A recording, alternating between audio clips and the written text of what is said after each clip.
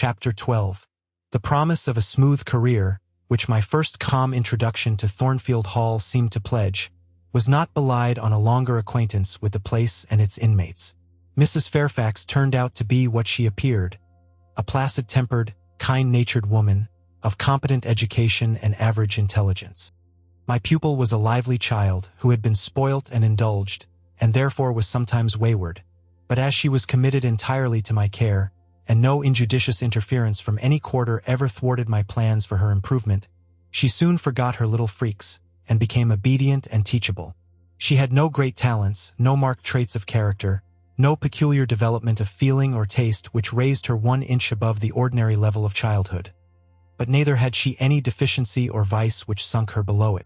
She made reasonable progress, entertained for me a vivacious, though perhaps not very profound, affection, and by her simplicity, gay prattle and efforts to please, inspired me, in return, with a degree of attachment sufficient to make us both content in each other's society. This, par parenthesis, will be thought cool language by persons who entertain solemn doctrines about the angelic nature of children, and the duty of those charged with their education to conceive for them an idolatrous devotion. But I am not writing to flatter parental egotism, to echo cant or prop up humbug. I am merely telling the truth. I felt a conscientious solicitude for Adele's welfare and progress, and a quiet liking for her little self, just as I cherished towards Mrs. Fairfax a thankfulness for her kindness, and a pleasure in her society proportionate to the tranquil regard she had for me, and the moderation of her mind and character. Anybody may blame me who likes when I add further that now and then, when I took a walk by myself in the grounds, when I went down to the gates and looked through them along the road, or when, while Adele played with her nurse and Mrs. Fairfax made jellies in the storeroom, I climbed the 3 staircases, raised the trapdoor of the attic, and having reached the leads, looked out afar over sequestered field and hill, and along dim skyline, that then I longed for a power of vision which might overpass that limit, which might reach the busy world, towns, regions full of life I had heard of but never seen, that then I desired more of practical experience than I possessed, more of intercourse with my kind, of acquaintance with variety of character, than was here within my reach. I valued what was good in Mrs. Fairfax and what was good in Adele, but I believed in the existence of other and more vivid kinds of goodness, and what I believed in I wished to behold. Who blames me? Many, no doubt, and I shall be called discontented. I could not help it. The restlessness was in my nature. It agitated me to pain sometimes. Then my sole relief was to walk along the corridor of the 3rd story, backwards and forwards, safe in the silence and solitude of the spot, and allow my mind's eye to dwell on whatever bright visions rose before it, and certainly they were many and glowing. To let my heart be heaved by the exultant movement, which, while it swelled it in trouble, expanded it with life, and, best of all, to open my inward ear to a tale that was never ended, a tale my imagination created and narrated continuously, quickened with all of incident, life, fire, feeling, that I desired and had not in my actual existence. It is in vain to say human beings ought to be satisfied with tranquility. They must have action, and they will make it if they cannot find it. Millions are condemned to a stiller doom than mine, and millions are in silent revolt against their lot. Nobody knows how many rebellions besides political rebellions ferment in the masses of life which people earth. Women are supposed to be very calm generally, but women feel just as men feel. They need exercise for their faculties and a field for their efforts as much as their brothers do. They suffer from too rigid a restraint, too absolute a stagnation, precisely as men would suffer, and it is narrow-minded in their more privileged fellow creatures to say that they ought to confine themselves to making puddings and knitting stockings, to playing on the piano and embroidering bags. It is thoughtless to condemn them or laugh at them if they seek to do more or learn more than custom has pronounced necessary for their sex. When thus alone, I not unfrequently heard Grace Poole's laugh. The same peal, the same low, slow ha, ha, which, when first heard, had thrilled me. I heard, too, her eccentric murmurs, stranger than her laugh. There were days when she was quite silent, but there were others when I could not account for the sounds she made. Sometimes I saw her. She would come out of her room with a basin or a plate or a tray in her hand, go down to the kitchen and shortly return, generally, oh, romantic reader, forgive me for telling the plain truth, bearing a pot of porter. Her appearance always acted as a damper to the curiosity raised by her oral oddities. Hard-featured and staid, she had no point to which interest could attach. I made some attempts to draw her into conversation, but she seemed a person of few words. A monosyllabic reply usually cut short every effort of that sort. The other members of the household, viz., John and his wife, Leah the housemaid, and Sophie the French nurse, were decent people, but in no respect remarkable. With Sophie I used to talk French, and sometimes I asked her questions about her native country. But she was not of a descriptive or narrative turn, and generally gave such vapid and confused answers as were calculated rather to check than encourage inquiry. October, November, December passed away. One afternoon in January, Mrs. Fairfax had begged a holiday for Adele, because she had a cold. And, as Adele seconded the request with an ardor that reminded me how precious occasional holidays had been to me in my own childhood, I accorded it, deeming that I did well in showing pliability on the point. It was a fine, calm day, though very cold. I was tired of sitting still in the library through a whole long morning. Mrs. Fairfax had just written a letter which was waiting to be posted, so I put on my bonnet and cloak and volunteered to carry it to Hay. The distance, 2 miles, would be a pleasant winter afternoon walk.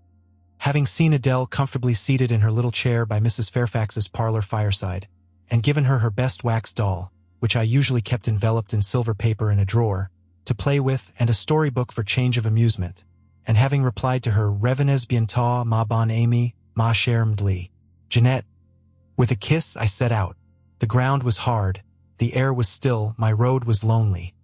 I walked fast till I got warm, and then I walked slowly to enjoy and analyze the species of pleasure brooding for me in the hour and situation. It was 3 o'clock. The church bell tolled as I passed under the belfry. The charm of the hour lay in its approaching dimness, in the low-gliding and pale-beaming sun. I was a mile from Thornfield, in a lane noted for wild roses in summer, for nuts and blackberries in autumn, and even now possessing a few coral treasures in hips and haws, but whose best winter delight lay in its utter solitude and leafless repose.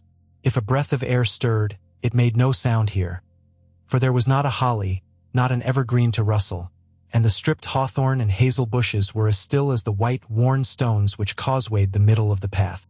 Far and wide on each side, there were only fields, where no cattle now browsed, and the little brown birds, which stirred occasionally in the hedge, looked like single russet leaves that had forgotten to drop. This lane inclined uphill all the way to Hay. Having reached the middle, I sat down on a stile which led thence into a field.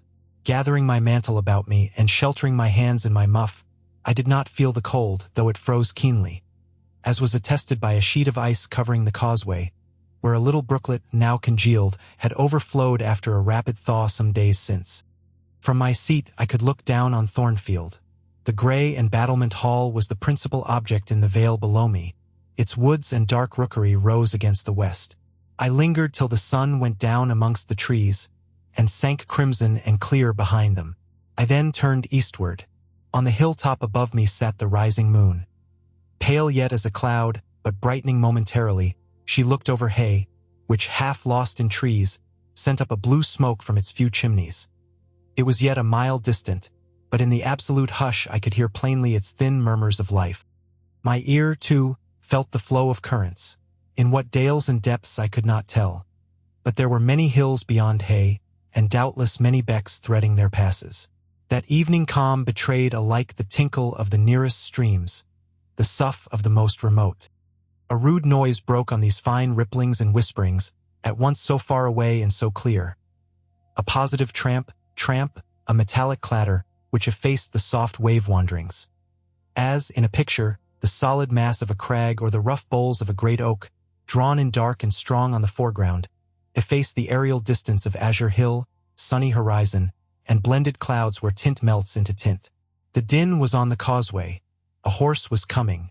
The windings of the lane yet hid it, but it approached. I was just leaving the stile. Yet, as the path was narrow, I sat still to let it go by. In those days I was young, and all sorts of fancies bright and dark tenanted my mind. The memories of nursery stories were there amongst other rubbish, and when they recurred, maturing youth added to them a vigor and vividness beyond what childhood could give. As this horse approached, and as I watched for it to appear through the dusk, I remembered certain of Bessie's tales, wherein figured a north of England spirit called a Gytrash, which, in the form of horse, mule, or large dog, haunted solitary ways, and sometimes came upon belated travelers, as this horse was now coming upon me. It was very near, but not yet in sight, when, in addition to the tramp, I heard a rush under the hedge, and close down by the hazel stems glided a great dog, whose black and white color made him a distinct object against the trees. It was exactly one form of Bessie's Gytrash, a lion-like creature with long hair and a huge head. It passed me, however, quietly enough, not staying to look up with strange pre-turcanine eyes in my face as I half expected it would. The horse followed, a tall steed, and on its back a rider. The man, the human being, broke the spell at once. Nothing ever rode the Gytrash. It was always alone, and goblins, to my notions, though they might tenant the dumb carcasses of beasts, could scarce covet shelter in the commonplace human form. No Gytrash was this, only a traveler taking the short cut to Millcote. He passed, and I went on. A few steps, and I turned. A sliding sound and an exclamation of "What the deuce is to do now?" and a clattering tumble arrested my attention. Man and horse were down. They had slipped on the sheet of ice which glazed the causeway. The dog came bounding back, and seeing his master in a predicament, and hearing the horse groan, barked till the evening hills echoed the sound, which was deep in proportion to his magnitude. He snuffed round the prostrate group, and then he ran up to me. It was all he could do. There was no other help at hand to summon. I obeyed him and walked down to the traveler, by this time struggling himself free of his steed. His efforts were so vigorous, I thought he could not be much hurt, but I asked him the question, "Are you injured, sir?" I think he was swearing, but am not certain. However, he was pronouncing some formula which prevented him from replying to me directly. "Can I do anything?" I asked again. "You must just stand on one side," he answered as he rose, first to his knees and then to his feet. I did, whereupon began a heaving, stamping, clattering process, accompanied by a barking and baying which removed me effectually some yards' distance. But I would not be driven quite away till I saw the event. This was finally fortunate. The horse was re-established, and the dog was silenced with a "Down, pilot!" The traveler now, stooping, felt his foot and leg as if trying whether they were sound. Apparently something ailed them, for he halted to the stile whence I had just risen, and sat down. I was in the mood for being useful, or at least officious, I think, for I now drew near him again. "If you are hurt, and want help, sir, I can fetch someone either from Thornfield Hall or from Hay." "Thank you. I shall do. I have no broken bones, only a sprain." And again he stood up and tried his foot, but the result extorted an involuntary ugh. Something of daylight still lingered, and the moon was waxing bright. I could see him plainly. His figure was enveloped in a riding cloak, fur-collared and steel-clasped. Its details were not apparent, but I traced the general points of middle height and considerable breadth of chest. He had a dark face with stern features and a heavy brow. His eyes and gathered eyebrows looked ireful and thwarted just now.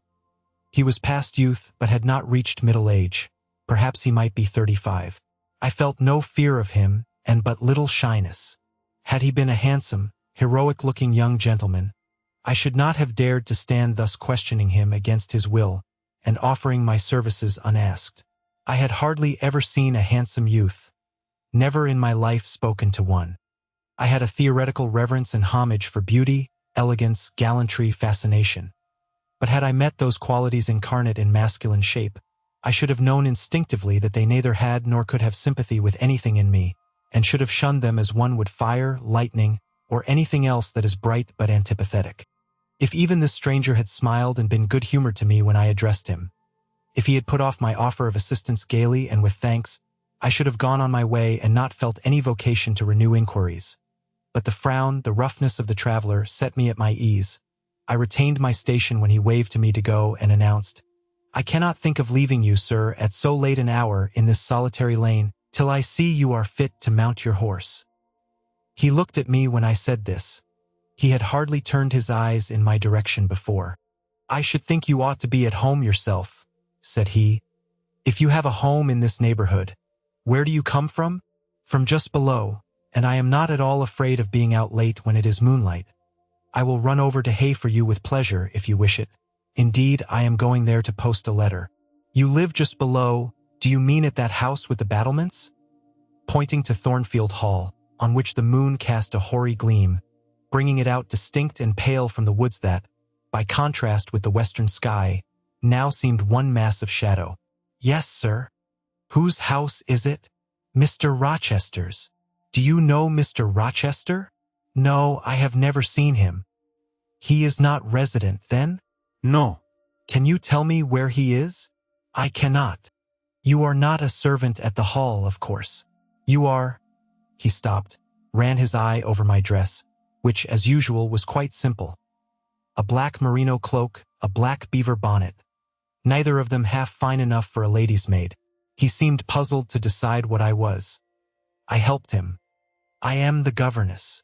Ah, the governess, he repeated. Deuce take me if I had not forgotten. The governess. And again my raiment underwent scrutiny.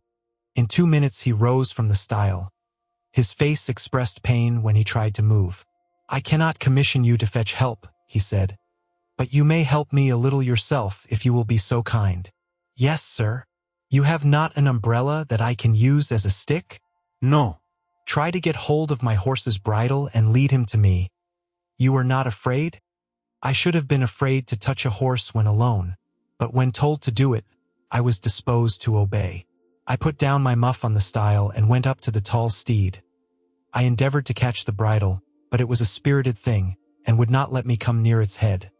I made effort on effort, though in vain. Meantime, I was mortally afraid of its trampling 4 feet. The traveler waited and watched for some time, and at last he laughed. I see, he said. The mountain will never be brought to Mahomet, so all you can do is to aid Mahomet to go to the mountain. I must beg of you to come here. I came. Excuse me, he continued. Necessity compels me to make you useful. He laid a heavy hand on my shoulder, and leaning on me with some stress, limped to his horse. Having once caught the bridle, he mastered it directly and sprang to his saddle, grimacing grimly as he made the effort, for it wrenched his sprain. Now, said he, releasing his under lip from a hard bite, just hand me my whip. It lies there under the hedge. I sought it and found it. Thank you. Now make haste with the letter to Hay, and return as fast as you can. A touch of a spurred heel made his horse first start and rear, and then bound away. The dog rushed in his traces. All 3 vanished. Like heath that, in the wilderness, the wild wind whirls away. I took up my muff and walked on. The incident had occurred and was gone for me. It was an incident of no moment, no romance, no interest in a sense. Yet it marked with change one single hour of a monotonous life. My help had been needed and claimed. I had given it. I was pleased to have done something. Trivial, transitory though the deed was, it was yet an active thing, and I was weary of an existence all passive. The new face, too, was like a new picture introduced to the gallery of memory, and it was dissimilar to all the others hanging there. Firstly, because it was masculine, and secondly, because it was dark, strong, and stern. I had it still before me when I entered Hay, and slipped the letter into the post office. I saw it as I walked fast down hill all the way home. When I came to the stile, I stopped a minute, looked round and listened, with an idea that a horse's hoofs might ring on the causeway again, and that a rider in a cloak and a gytrash-like Newfoundland dog might be again apparent. I saw only the hedge and a pollard willow before me, rising up still and straight to meet the moonbeams. I heard only the faintest waft of wind roaming fitful among the trees round Thornfield, a mile distant, and when I glanced down in the direction of the murmur, my eye, traversing the hall front, caught a light kindling in a window. It reminded me that I was late, and I hurried on. I did not like re-entering Thornfield. To pass its threshold was to return to stagnation. To cross the silent hall, to ascend the darksome staircase, to seek my own lonely little room, and then to meet tranquil Mrs. Fairfax, and spend the long winter evening with her, and her only, was to quell wholly the faint excitement wakened by my walk, to slip again over my faculties the viewless fetters of an uniform and too still existence.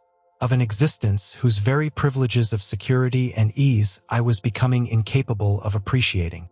What good it would have done me at that time to have been tossed in the storms of an uncertain struggling life, and to have been taught by rough and bitter experience to long for the calm amidst which I now repined. Yes, just as much good as it would do a man tired of sitting still in a too-easy chair to take a long walk. And just as natural was the wish to stir, under my circumstances, as it would be under his. I lingered at the gates. I lingered on the lawn. I paced backwards and forwards on the pavement. The shutters of the glass door were closed. I could not see into the interior, and both my eyes and spirit seemed drawn from the gloomy house, from the grey hollow filled with rayless cells, as it appeared to me, to that sky expanded before me, a blue sea absolved from taint of cloud, the moon ascending it in solemn march, her orb seeming to look up as she left the hilltops, from behind which she had come far and farther below her, and aspired to the zenith, midnight dark in its fathomless depth and measureless distance. And for those trembling stars that followed her course, they made my heart tremble, my veins glow when I viewed them. Little things recall us to earth. The clock struck in the hall. That sufficed. I turned from moon and stars, opened a side door, and went in. The hall was not dark, nor yet was it lit, only by the high-hung bronze lamp. A warm glow suffused both it and the lower steps of the oak staircase. This ruddy shine issued from the great dining room, whose two-leaved door stood open, and showed a genial fire in the grate, glancing on marble hearth and brass fire-irons, and revealing purple draperies and polished furniture in the most pleasant radiance. It revealed, too, a group near the mantelpiece. I had scarcely caught it, and scarcely become aware of a cheerful mingling of voices, amongst which I seemed to distinguish the tones of Adele, when the door closed. I hastened to Mrs. Fairfax's room. There was a fire there too, but no candle and no Mrs. Fairfax. Instead, all alone, sitting upright on the rug, and gazing with gravity at the blaze, I beheld a great black and white long-haired dog, just like the Gytrash of the lane. It was so like it that I went forward and said, "Pilot," and the thing got up and came to me and snuffed me. I caressed him, and he wagged his great tail, but he looked an eerie creature to be alone with, and I could not tell whence he had come. I rang the bell, for I wanted a candle, and I wanted, too, to get an account of this visitant. Leah entered. "What dog is this?" "He came with master." "With whom?" "With master, Mr. Rochester. He is just arrived." "Indeed. And is Mrs. Fairfax with him?" "Yes, and Miss Adele. They are in the dining room, and John is gone for a surgeon. For master has had an accident. His horse fell and his ankle is sprained." "Did the horse fall in Hay Lane?" "Yes, coming downhill. It slipped on some ice." "Ah! Bring me a candle, will you, Leah?" Leah brought it. She entered, followed by Mrs. Fairfax, who repeated the news, adding that Mr. Carter the surgeon was come, and was now with Mr. Rochester. Then she hurried out to give orders about tea, and I went upstairs to take off my things.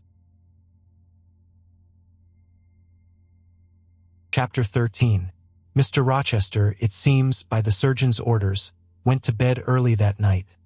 Nor did he rise soon next morning. When he did come down, it was to attend to business. His agent and some of his tenants were arrived, and waiting to speak with him. Adele and I had now to vacate the library. It would be in daily requisition as a reception room for callers. A fire was lit in an apartment upstairs, and there I carried our books, and arranged it for the future schoolroom. I discerned in the course of the morning that Thornfield Hall was a changed place. No longer silent as a church, it echoed every hour or two to a knock at the door, or a clang of the bell. Steps, too, often traversed the hall, and new voices spoke in different keys below. A rill from the outer world was flowing through it. It had a master. For my part, I liked it better. Adele was not easy to teach that day. She could not apply. She kept running to the door and looking over the banisters to see if she could get a glimpse of Mr. Rochester. Then she coined pretexts to go downstairs in order, as I shrewdly suspected, to visit the library, where I knew she was not wanted. Then, when I got a little angry and made her sit still, she continued to talk incessantly of her ami, Monsieur Edouard Fairfax de Rochester. As she dubbed him, I had not before heard his prenomens, and to conjecture what presents he had brought her. For it appears he had intimated the night before that when his luggage came from Millcote, there would be found amongst it a little box in whose contents she had an interest. Et cela doit signifier, cette chi, qu'il y aura là-dedans un cadeau pour moi, et peut-être pour vous aussi, mademoiselle. Monsieur a parlé de vous. Il m'a demandé le nom de ma gouvernante, et si elle n'était pas une petite personne, assez mince et un peu pâle. J'ai dit que oui, car c'est vrai, n'est-ce pas, mademoiselle? I and my pupil dined as usual in Mrs. Fairfax's parlor. The afternoon was wild and snowy, and we passed it in the schoolroom. At dark I allowed Adele to put away books and work and to run downstairs. For, from the comparative silence below, and from the cessation of appeals to the doorbell, I conjectured that Mr. Rochester was now at liberty. Left alone, I walked to the window, but nothing was to be seen thence. Twilight and snowflakes together thickened the air, and hid the very shrubs on the lawn. I let down the curtain and went back to the fireside. In the clear embers I was tracing a view, not unlike a picture I remembered to have seen of the castle of Heidelberg, on the Rhine, when Mrs. Fairfax came in, breaking up by her entrance the fiery mosaic I had been piercing together, and scattering too some heavy, unwelcome thoughts that were beginning to throng on my solitude. Mr. Rochester would be glad if you and your pupil would take tea with him in the drawing-room this evening, said she. He has been so much engaged all day that he could not ask to see you before. When is his tea time? I inquired. Oh, at 6 o'clock. He keeps early hours in the country. You had better change your frock now. I will go with you and fasten it. Here is a candle. Is it necessary to change my frock? Yes, you had better. I always dress for the evening when Mr. Rochester is here. This additional ceremony seemed somewhat stately. However, I repaired to my room and, with Mrs. Fairfax's aid, replaced my black stuff dress by one of black silk. The best and the only additional one I had, except one of light gray, which, in my low-wood notions of the toilette, I thought too fine to be worn, except on first-rate occasions. You want a brooch, said Mrs. Fairfax. I had a single little pearl ornament which Miss Temple gave me as a parting keepsake. I put it on, and then we went downstairs. Unused as I was to strangers, it was rather a trial to appear thus formally summoned in Mr. Rochester's presence. I let Mrs. Fairfax precede me into the dining-room, and kept in her shade as we crossed that apartment, and, passing the arch, whose curtain was now dropped, entered the elegant recess beyond. 2 wax candles stood lighted on the table, and 2 on the mantelpiece. Basking in the light and heat of a superb fire, lay Pilot. Adele knelt near him. Half reclined on a couch appeared Mr. Rochester, his foot supported by the cushion. He was looking at Adele and the dog. The fire shone full on his face. I knew my traveler with his broad and jetty eyebrows. His square forehead, made squarer by the horizontal sweep of his black hair. I recognized his decisive nose, more remarkable for character than beauty. His full nostrils, denoting, I thought, choler. His grim mouth, chin, and jaw, yes, all 3 were very grim and no mistake. His shape, now divested of cloak, I perceived harmonized in squareness with his physiognomy. I suppose it was a good figure in the athletic sense of the term, broad-chested and thin-flanked, though neither tall nor graceful. Mr. Rochester must have been aware of the entrance of Mrs. Fairfax and myself, but it appeared he was not in the mood to notice us, for he never lifted his head as we approached. "Here is Miss Eyre, sir," said Mrs. Fairfax in her quiet way. He bowed, still not taking his eyes from the group of the dog and child.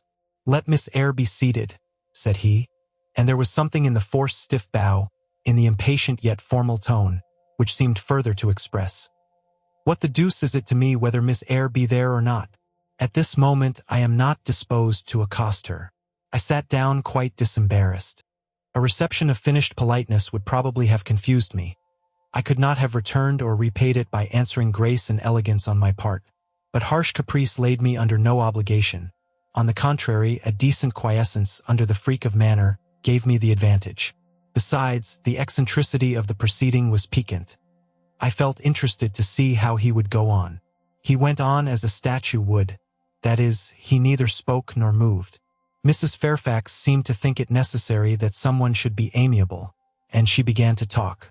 Kindly, as usual, and as usual rather trite, she condoled with him on the pressure of business he had had all day, on the annoyance it must have been to him with that painful sprain. Then she commended his patience and perseverance in going through with it. "Madam, I should like some tea," was the sole rejoinder she got. She hastened to ring the bell, and when the tray came, she proceeded to arrange the cups, spoons, and with assiduous celerity.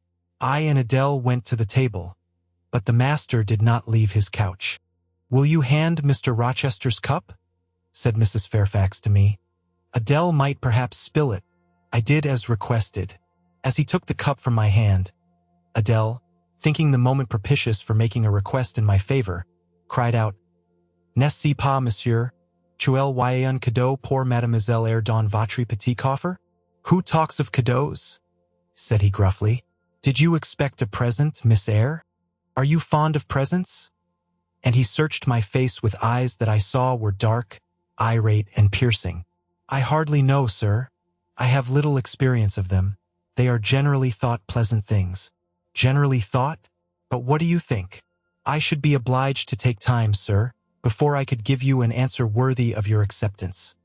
A present has many faces to it, has it not? And one should consider all before pronouncing an opinion as to its nature. Miss Eyre, you are not so unsophisticated as Adele. She demands a cadeau clamorously the moment she sees me. You beat about the bush. Because I have less confidence in my deserts than Adele has, she can prefer the claim of old acquaintance and the right too of custom, for she says you have always been in the habit of giving her playthings. But if I had to make out a case I should be puzzled, since I am a stranger and have done nothing to entitle me to an acknowledgement." "Oh, don't fall back on over-modesty. I have examined Adele and find you have taken great pains with her. She is not bright, she has no talents, yet in a short time she has made much improvement. Sir, you have now given me my cadeau. I am obliged to you. It is the meed teachers most covet, praise of their pupils' progress." "Humph," said Mr. Rochester, and he took his tea in silence. "Come to the fire," said the master, when the tray was taken away, and Mrs. Fairfax had settled into a corner with her knitting, while Adele was leading me by the hand round the room, showing me the beautiful books and ornaments on the consoles and chiffoniers. We obeyed, as in duty bound. Adele wanted to take a seat on my knee, but she was ordered to amuse herself with Pilot. "You have been resident in my house 3 months?" "Yes, sir." "And you came from?" "From Lowood School in Shire." "Ah, a charitable concern. How long were you there?" 8 years. 8 years. You must be tenacious of life. I thought half the time in such a place would have done up any constitution. No wonder you have rather the look of another world. I marveled where you had got that sort of face. When you came on me in Hay Lane last night, I thought unaccountably of fairy tales, and had half a mind to demand whether you had bewitched my horse. I am not sure yet. Who are your parents?" "I have none, nor ever had, I suppose. Do you remember them?" "No." "I thought not. And so you were waiting for your people when you sat on that stile. For whom, sir?" "For the men in green. It was a proper moonlight evening for them. Did I break through one of your rings, that you spread that damned ice on the causeway?" I shook my head. "The men in green all forsook England 100 years ago," said I, speaking as seriously as he had done. "And not even in Hay Lane or the fields about it could you find a trace of them. I don't think either summer or harvest or winter moon will ever shine on their revels more." Mrs. Fairfax had dropped her knitting, and, with raised eyebrows, seemed wondering what sort of talk this was. "Well," resumed Mr. Rochester, "if you disown parents, you must have some sort of kinsfolk, uncles and aunts?" "No, none that I ever saw." "And your home?" "I have none." "Where do your brothers and sisters live?" "I have no brothers or sisters." "Who recommended you to come here?" "I advertised, and Mrs. Fairfax answered my advertisement." "Yes," said the good lady, who now knew what ground we were upon, "and I am daily thankful for the choice Providence led me to make. Miss Eyre has been an invaluable companion to me, and a kind and careful teacher to Adele." "Don't trouble yourself to give her a character," returned Mr. Rochester. "Eulogiums will not bias me. I shall judge for myself. She began by felling my horse." "Sir," said Mrs. Fairfax, "I have to thank her for this sprain." The widow looked bewildered. "Miss Eyre, have you ever lived in a town?" "No, sir." "Have you seen much society?" "None but the pupils and teachers of Lowood, and now the inmates of Thornfield." "Have you read much?" "Only such books as came in my way, and they have not been numerous or very learned. You have lived the life of a nun. No doubt you are well drilled in religious forms. Brocklehurst, who I understand directs Lowood, is a parson, is he not? Yes, sir. And you girls probably worshipped him, as a convent full of religieuses would worship their director. Oh no, you are very cool. No, what? A novice not worship her priest. That sounds blasphemous. I disliked Mr. Brocklehurst, and I was not alone in the feeling. He is a harsh man, at once pompous and meddling. He cut off our hair, and for economy's sake bought us bad needles and thread, with which we could hardly sew. That was very false economy, remarked Mrs. Fairfax, who now again caught the drift of the dialogue. And was that the head and front of his offending? Demanded Mr. Rochester. He starved us when he had the sole superintendence of the provision department, before the committee was appointed, and he bored us with long lectures once a week, and with evening readings from books of his own Indy Ting, about sudden deaths and judgments which made us afraid to go to bed. What age were you when you went to Lowood? About 10. And you stayed there 8 years. You are now, then, 18? I assented. Arithmetic, you see, is useful. Without its aid, I should hardly have been able to guess your age.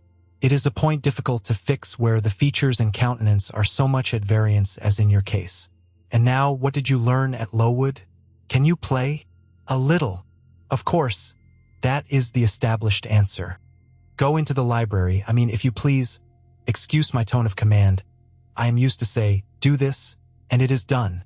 I cannot alter my customary habits for one new inmate. Go then into the library. Take a candle with you. Leave the door open. Sit down to the piano and play a tune. I departed, obeying his directions. Enough, he called out in a few minutes. You play a little, I see. Like any other English schoolgirl. Perhaps rather better than some, but not well. I closed the piano and returned. Mr. Rochester continued.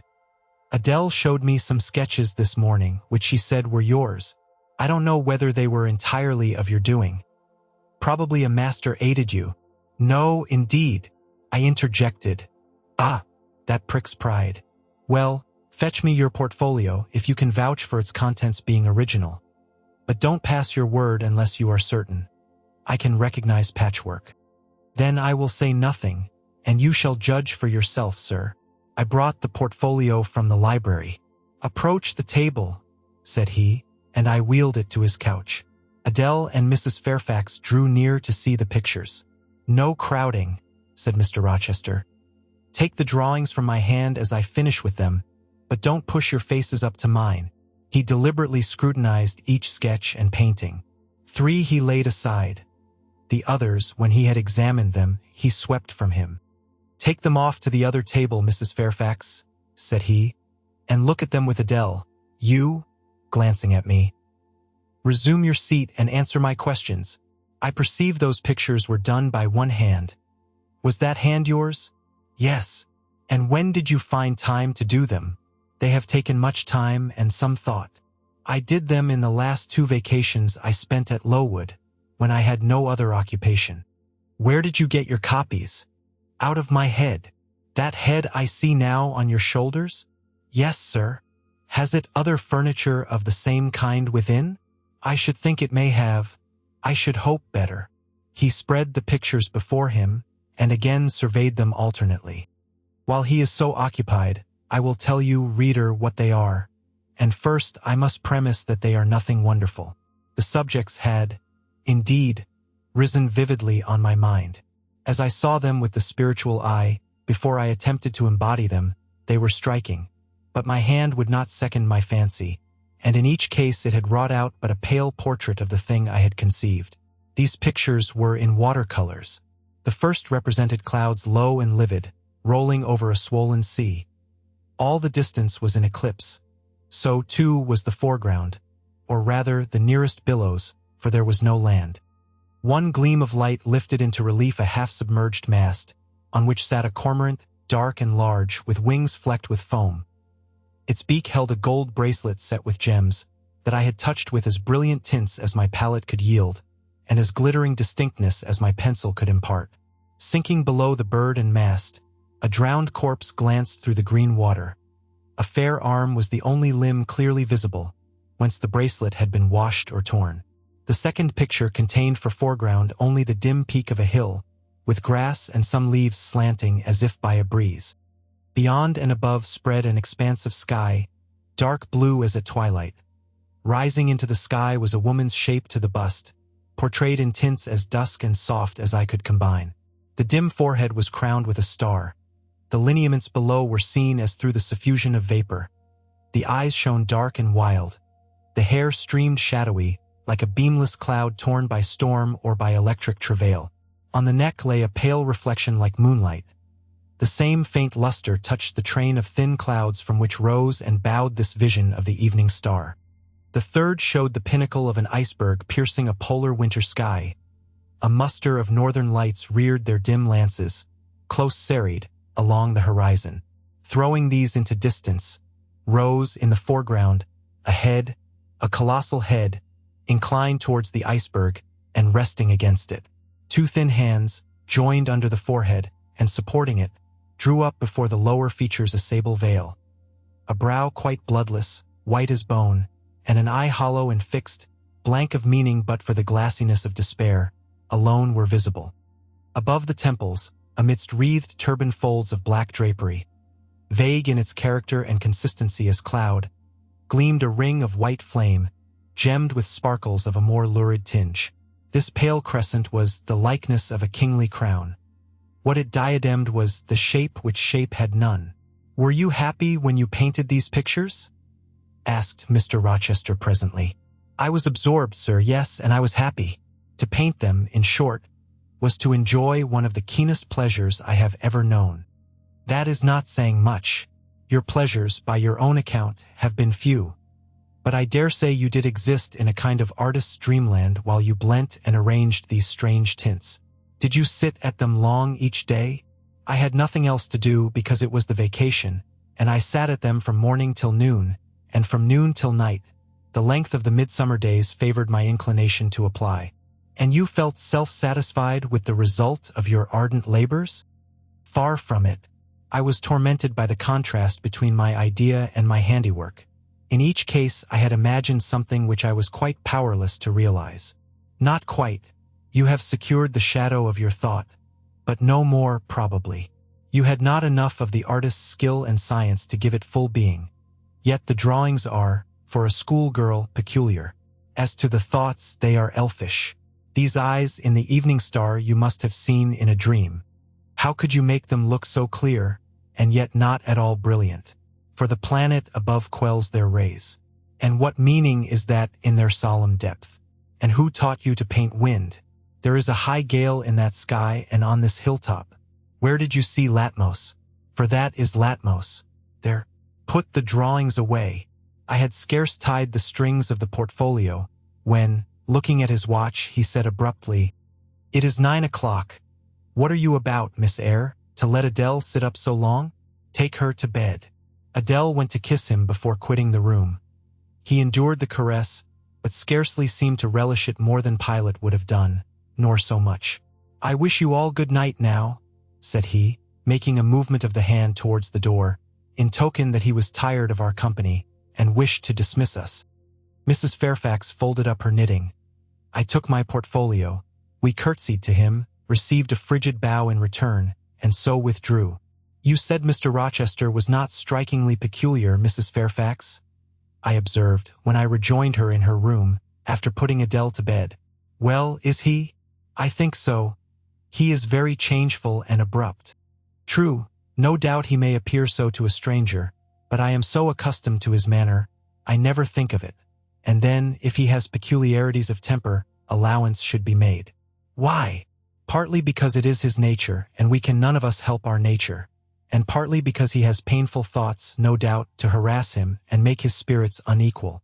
"What about?" "Family troubles, for one thing." "But he has no family." "Not now, but he has had, or at least relatives. He lost his elder brother a few years since." "His elder brother?" "Yes. The present Mr. Rochester has not been very long in possession of the property, only about 9 years. 9 years is a tolerable time. Was he so very fond of his brother as to be still inconsolable for his loss? Why, no, perhaps not. I believe there were some misunderstandings between them. Mr. Roland Rochester was not quite just to Mr. Edward, and perhaps he prejudiced his father against him. The old gentleman was fond of money, and anxious to keep the family estate together. He did not like to diminish the property by division, and yet he was anxious that Mr. Edward should have wealth, too, to keep up the consequence of the name. And soon after he was of age, some steps were taken that were not quite fair, and made a great deal of mischief.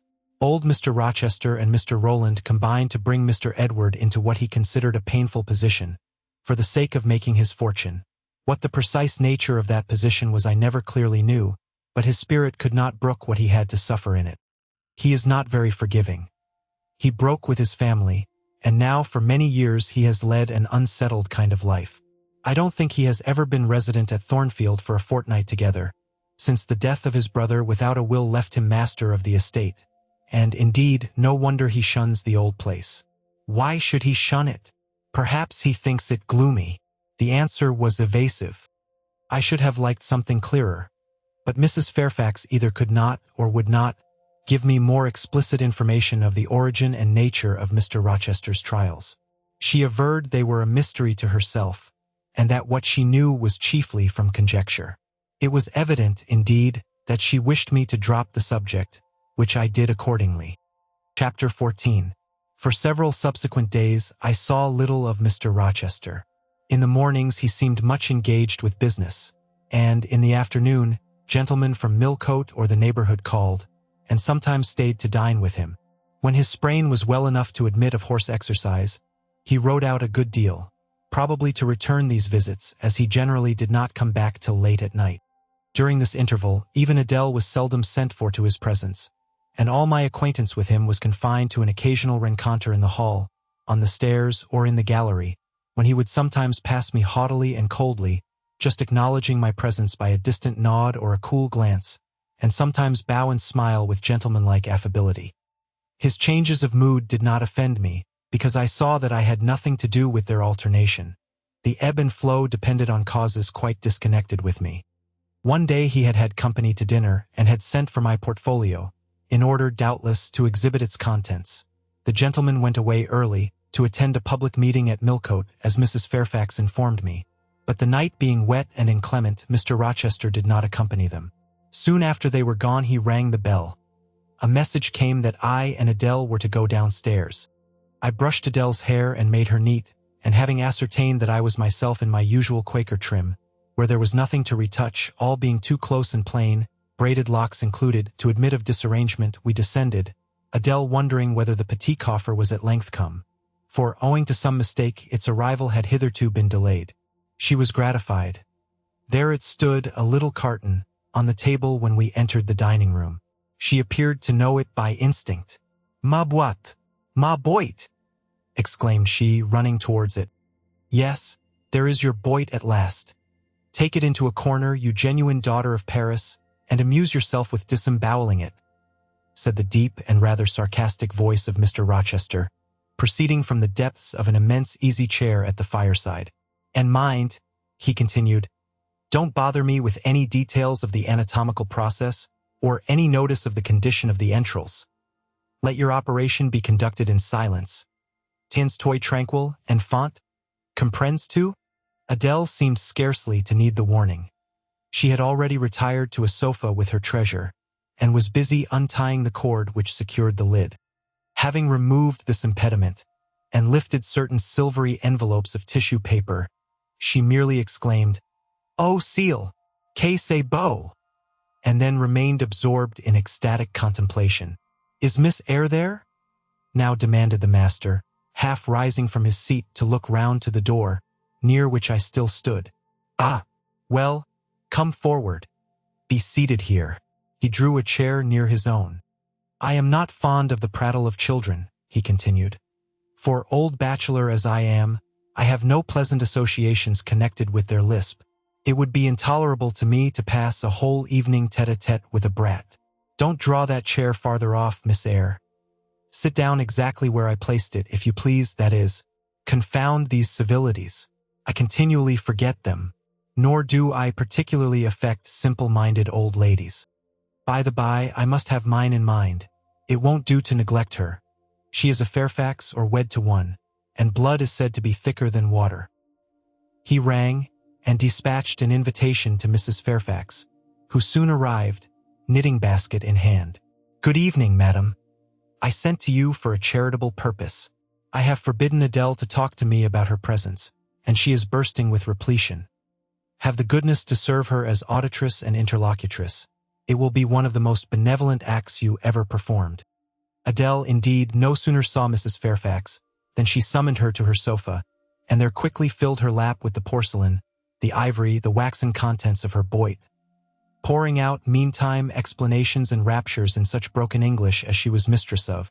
"Now I have performed the part of a good host," pursued Mr. Rochester. "Put my guests into the way of amusing each other. I ought to be at liberty to attend to my own pleasure. Miss Eyre, draw your chair still a little farther forward. You are yet too far back. I cannot see you without disturbing my position in this comfortable chair, which I have no mind to do." I did as I was bid, though I would much rather have remained somewhat in the shade. But Mr. Rochester had such a direct way of giving orders, it seemed a matter of course to obey him promptly. We were, as I have said, in the dining-room. The lustre, which had been lit for dinner, filled the room with a festal breadth of light. The large fire was all red and clear. The purple curtains hung rich and ample before the lofty window and loftier arch. Everything was still, save the subdued chat of Adele, she dared not speak loud, and, filling up each pause, the beating of winter rain against the panes. Mr. Rochester, as he sat in his damask-covered chair, looked different to what I had seen him look before. Not quite so stern, much less gloomy. There was a smile on his lips, and his eyes sparkled, whether with wine or not, I am not sure, but I think it very probable. He was, in short, in his after-dinner mood, more expanded and genial, and also more self-indulgent than the frigid and rigid temper of the morning. Still he looked preciously grim, cushioning his massive head against the swelling back of his chair, and receiving the light of the fire on his granite-hewn features, and in his great dark eyes. For he had great dark eyes and very fine eyes too, not without a certain change in their depths sometimes, which, if it was not softness, reminded you, at least, of that feeling.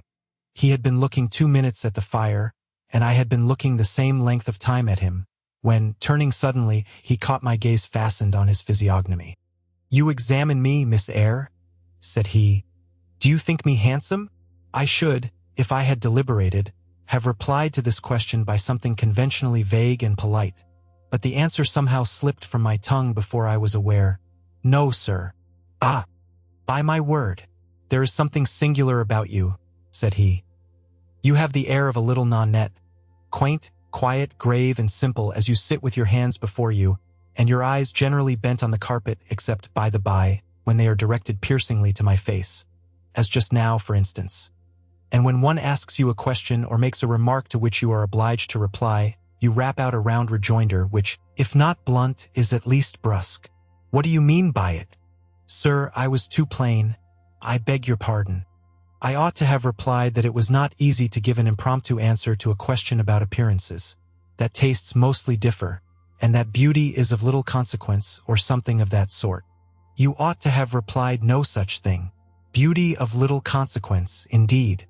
And so, under pretense of softening the previous outrage, of stroking and soothing me into placidity, you stick a sly penknife under my ear. Go on. What fault do you find with me, pray? I suppose I have all my limbs and all my features like any other man. Mr. Rochester, allow me to disown my first answer. I intended no pointed repartee. It was only a blunder. Just so, I think so, and you shall be answerable for it. Criticize me. Does my forehead not please you?" He lifted up the sable waves of hair which lay horizontally over his brow, and showed a solid enough mass of intellectual organs, but an abrupt deficiency where the suave sign of benevolence should have risen. "Now, ma'am, am I a fool? Far from it, sir. You would, perhaps, think me rude if I inquired in return whether you are a philanthropist. There again, another stick of the penknife when she pretended to pat my head, and that is because I said I did not like the society of children and old women, low be it spoken. No, young lady, I am not a general philanthropist, but I bear a conscience. And he pointed to the prominences which are said to indicate that faculty, and which, fortunately for him, were sufficiently conspicuous, giving, indeed, a marked breadth to the upper part of his head. And, besides, I once had a kind of rude tenderness of heart. When I was as old as you, I was a feeling fellow enough, partial to the unfledged, unfostered, and unlucky. But fortune has knocked me about since. She has even kneaded me with her knuckles, and now I flatter myself I am hard and tough as an india-rubber ball. Pervious, though, through a chink or two still, and with one sentient point in the middle of the lump. Yes. Does that leave hope for me? Hope of what, sir? Of my final retransformation from india-rubber back to flesh? Decidedly he has had too much wine, I thought, and I did not know what answer to make to his queer question. How could I tell whether he was capable of being retransformed? You looked very much puzzled, Miss Eyre, and though you are not pretty any more than I am handsome, yet a puzzled air becomes you. Besides, it is convenient, for it keeps those searching eyes of yours away from my physiognomy, and busies them with the worsted flowers of the rug. So puzzle on. Young lady, I am disposed to be gregarious and communicative tonight. With this announcement he rose from his chair and stood, leaning his arm on the marble mantelpiece. In that attitude his shape was seen plainly as well as his face. His unusual breadth of chest, disproportionate almost to his length of limb. I am sure most people would have thought him an ugly man, yet there was so much unconscious pride in his port, so much ease in his demeanor, such a look of complete indifference to his own external appearance, so haughty a reliance on the power of other qualities, intrinsic or adventitious, to atone for the lack of mere personal attractiveness, that, in looking at him, one inevitably shared the indifference, and even in a blind, imperfect sense, put faith in the confidence. I am disposed to be gregarious and communicative tonight, he repeated, and that is why I sent for you. The fire and the chandelier were not sufficient company for me, nor would Pilate have been, for none of these can talk. Adele is a degree better, but still far below the mark. Mrs. Fairfax ditto. You, I am persuaded, can suit me if you will. You puzzled me the first evening I invited you down here. I have almost forgotten you since. Other ideas have driven yours from my head. But tonight I am resolved to be at ease, to dismiss what importunes and recall what pleases. It would please me now to draw you out, to learn more of you, therefore speak. Instead of speaking, I smiled, and not a very complacent or submissive smile either. Speak, he urged. What about, sir? Whatever you like. I leave both the choice of subject and the manner of treating it entirely to yourself. Accordingly I sat and said nothing.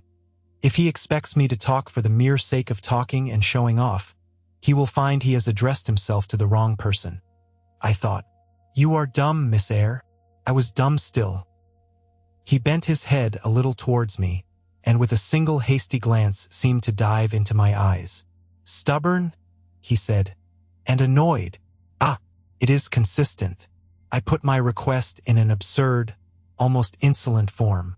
Miss Eyre, I beg your pardon. The fact is, once for all, I don't wish to treat you like an inferior. That is, correcting himself. I claim only such superiority as must result from 20 years' difference in age and a century's advance in experience. This is legitimate etigietiens, as Adele would say, and it is by virtue of this superiority, and this alone, that I desire you to have the goodness to talk to me a little now, and divert my thoughts, which are galled with dwelling on one point, cankering as a rusty nail. He had deigned an explanation, almost an apology, and I did not feel insensible to his condescension, and would not seem so. I am willing to amuse you if I can, sir, quite willing. But I cannot introduce a topic, because how do I know what will interest you? Ask me questions, and I will do my best to answer them. Then, in the first place, do you agree with me that I have a right to be a little masterful, abrupt, perhaps exacting, sometimes on the grounds I stated, namely, that I am old enough to be your father, and that I have battled through a varied experience with many men of many nations, and roamed over half the globe while you have lived quietly with one set of people in one house? Do as you please, sir. That is no answer, or rather it is a very irritating, because a very evasive one. Reply clearly. I don't think, sir, you have a right to command me, merely because you are older than I, or because you have seen more of the world than I have. Your claim to superiority depends on the use you have made of your time and experience. Humph! Promptly spoken. But I won't allow that, seeing that it would never suit my case, as I have made an indifferent, not to say a bad, use of both advantages. Leaving superiority out of the question, then you must still agree to receive my orders now and then, without being piqued or hurt by the tone of command. Will you? I smiled. I thought to myself, Mr. Rochester is peculiar. He seems to forget that he pays me £30 per annum for receiving his orders. The smile is very well, said he, catching instantly the passing expression. But speak too. I was thinking, sir, that very few masters would trouble themselves to inquire whether or not their paid subordinates were piqued and hurt by their orders. Paid subordinates? What? You are my paid subordinate, are you? Oh yes, I had forgotten the salary. Well then, on that mercenary ground, will you agree to let me hector a little? No, sir, not on that ground, but on the ground that you did forget it, and that you care whether or not a dependent is comfortable in his dependency. I agree heartily. And will you consent to dispense with a great many conventional forms and phrases, without thinking that the omission arises from insolence? I am sure, sir, I should never mistake informality for insolence. One I rather like, the other nothing freeborn would submit to, even for a salary. Humbug! Most things freeborn will submit to anything for a salary. Therefore, keep to yourself, and don't venture on generalities of which you are intensely ignorant. However, I mentally shake hands with you for your answer, despite its inaccuracy, and as much for the manner in which it was said, as for the substance of the speech. The manner was frank and sincere. One does not often see such a manner. No, on the contrary, affectation or coldness or stupid, coarse-minded misapprehension of one's meaning are the usual rewards of candor. Not 3 in 3,000 raw schoolgirl governesses would have answered me as you have just done. But I don't mean to flatter you. If you are cast in a different mold to the majority, it is no merit of yours. Nature did it. And then, after all, I go too fast in my conclusions. For what I yet know, you may be no better than the rest. You may have intolerable defects to counterbalance your few good points. And so may you, I thought. My eye met his as the idea crossed my mind. He seemed to read the glance, answering as if its import had been spoken as well as imagined. Yes, yes, you are right, said he. I have plenty of faults of my own. I know it, and I don't wish to palliate them, I assure you. God, what I need not be too severe about others. I have a past existence, a series of deeds, a color of life to contemplate within my own breast, which might well call my sneers and censures from my neighbors to myself. I started, or rather, for like other defaulters, I like to lay half the blame on ill fortune and adverse circumstances, was thrust on to a wrong tack at the age of 21, and have never recovered the right course since. But I might have been very different. I might have been as good as you, wiser, almost as stainless. I envy you your peace of mind, your clean conscience, your unpolluted memory. Little girl, a memory without blot or contamination must be an exquisite treasure, an inexhaustible source of pure refreshment. Is it not? How was your memory when you were 18, sir? All right then. Limpid, salubrious. No gush of bilge water had turned it to fetid puddle. I was your equal at 18, quite your equal. Nature meant me to be, on the whole, a good man, Miss Eyre. One of the better kind, and you see I am not so. You would say you don't see it. At least I flatter myself I read as much in your eye. Beware, by the by, what you express with that organ. I am quick at interpreting its language. Then take my word for it. I am not a villain. You are not to suppose that, not to attribute to me any such bad eminence. But owing, I verily believe, rather to circumstances than to my natural bent. I am a trite commonplace sinner, hackneyed in all the poor petty dissipations with which the rich and worthless try to put on life. Do you wonder that I avow this to you? Know that in the course of your future life you will often find yourself elected the involuntary confidant of your acquaintances' secrets. People will instinctively find out, as I have done, that it is not your forte to tell of yourself, but to listen while others talk of themselves. They will feel, too, that you listen with no malevolent scorn of their indiscretion, but with a kind of innate sympathy, not the less comforting and encouraging because it is very unobtrusive in its manifestation. How do you know? How can you guess all this, sir? I know it well. Therefore I proceed almost as freely as if I were writing my thoughts in a diary. You would say, I should have been superior to circumstances, so I should, but you see I was not. When fate wronged me, I had not the wisdom to remain cool. I turned desperate. Then I degenerated. Now, when any vicious simpleton excites my disgust by his paltry ribaldry, I cannot flatter myself that I am better than he. I am forced to confess that he and I are on a level. I wish I had stood firm. God knows I do. Dread remorse when you are tempted to err. Miss Eyre. Remorse is the poison of life. Repentance is said to be its cure, sir. It is not its cure. Reformation may be its cure. And I could reform, I have strength yet for that. But where is the use of thinking of it? Hampered, burdened, cursed as I am? Besides, since happiness is irrevocably denied me, I have a right to get pleasure out of life, and I will get it, cost what it may. Then you will degenerate still more, sir. Possibly. Yet why should I, if I can get sweet, fresh pleasure?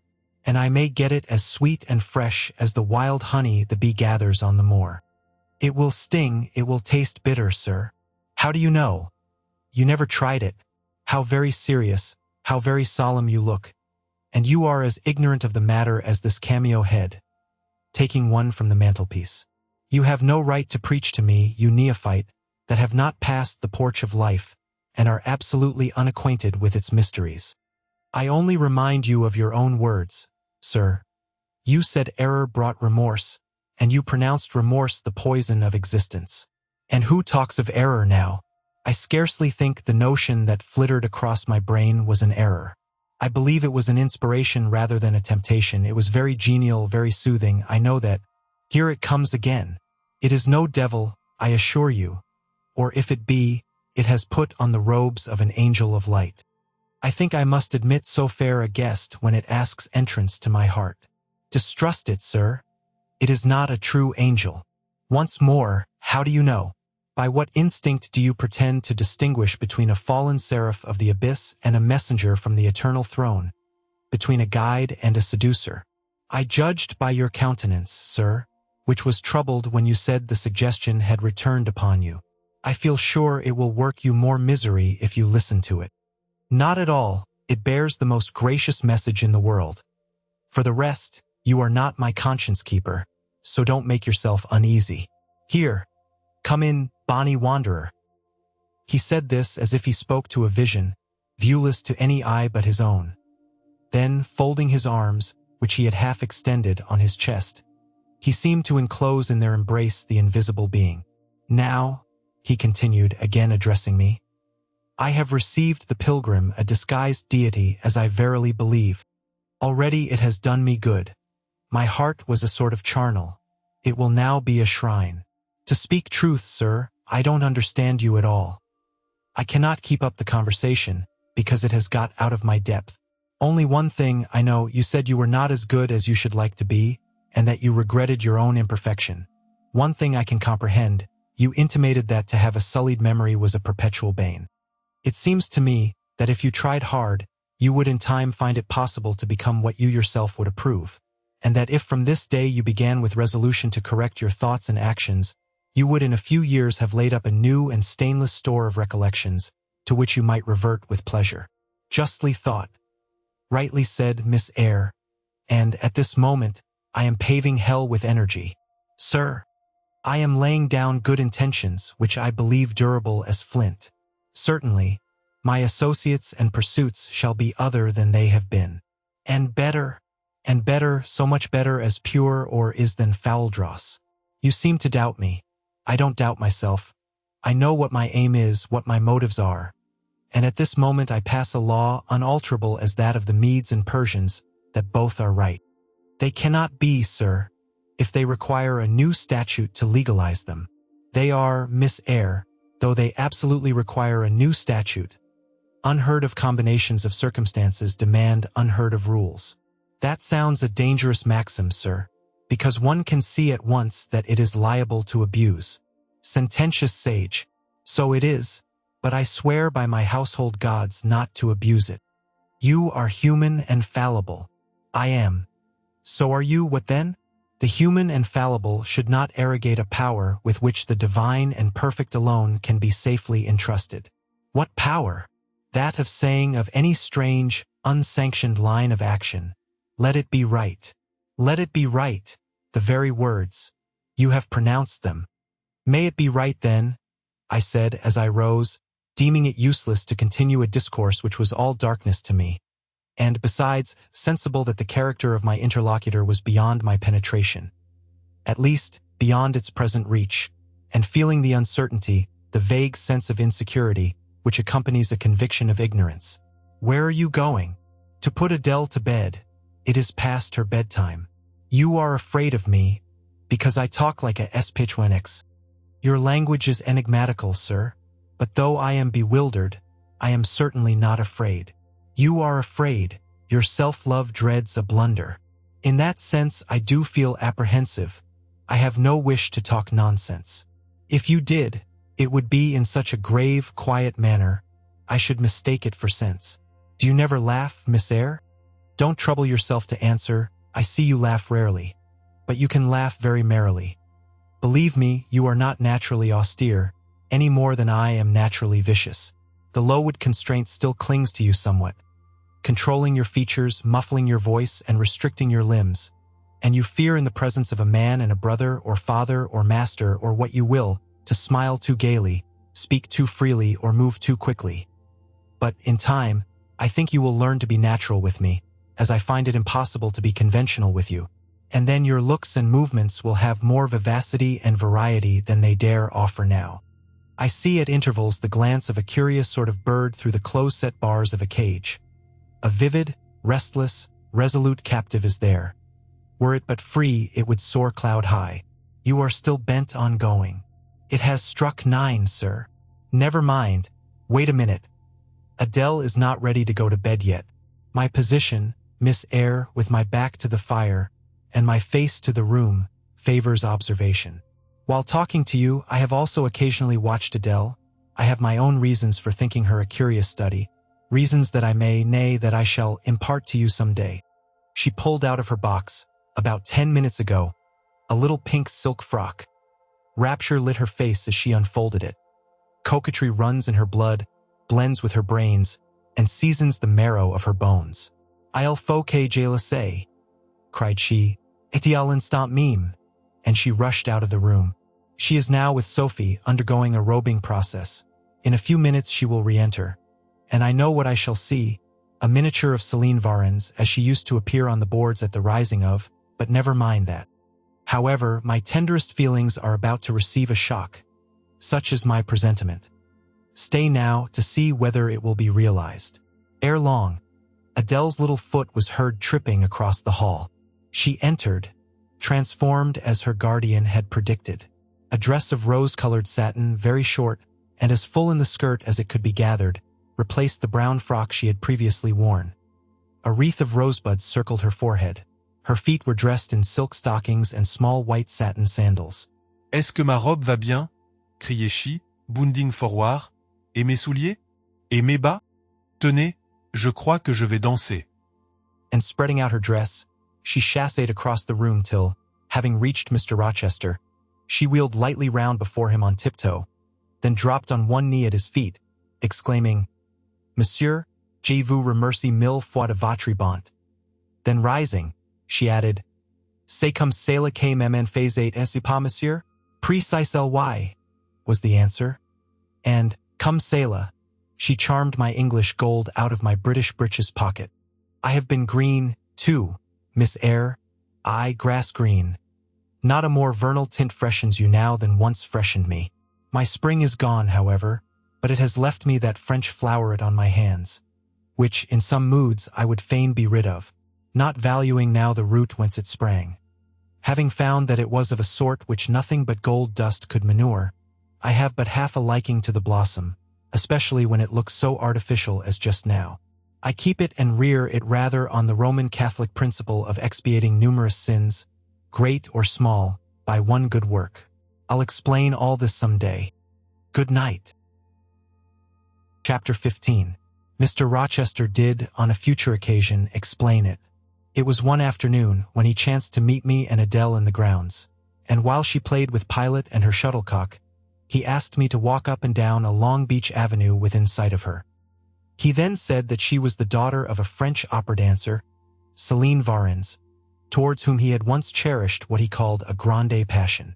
This passion Céline had professed to return with even superior ardor. He thought himself her idol, ugly as he was. He believed, as he said, that she preferred his taille d'athlete to the elegance of the Apollo Belvedere. And Miss Eyre, so much was I flattered by this preference of the Gallic sylph for her British gnome, that I installed her in an hotel, gave her a complete establishment of servants, a carriage, cashmeres, diamonds, dentelles, and in short, I began the process of ruining myself in the received style, like any other spoonie. I had not, it seems, the originality to chalk out a new road to shame and destruction, but trode the old track with stupid exactness not to deviate an inch from the beaten center. I had, as I deserved to have, the fate of all other spoonies. Happening to call one evening when Céline did not expect me, I found her out, but it was a warm night and I was tired with strolling through Paris, so I sat down in her boudoir, happy to breathe the air consecrated so lately by her presence. No, I exaggerate. I never thought there was any consecrating virtue about her. It was rather a sort of pastille perfume she had left, a scent of musk and amber, than an odor of sanctity. I was just beginning to stifle with the fumes of conservatory flowers and sprinkled essences, when I bethought myself to open the window and step out on to the balcony. It was moonlight and gaslight besides, and very still and serene. The balcony was furnished with a chair or two. I sat down and took out a cigar. I will take one now if you will excuse me. Here ensued a pause, filled up by the producing and lighting of a cigar. Having placed it to his lips and breathed a trail of Havana incense on the freezing and sunless air, he went on.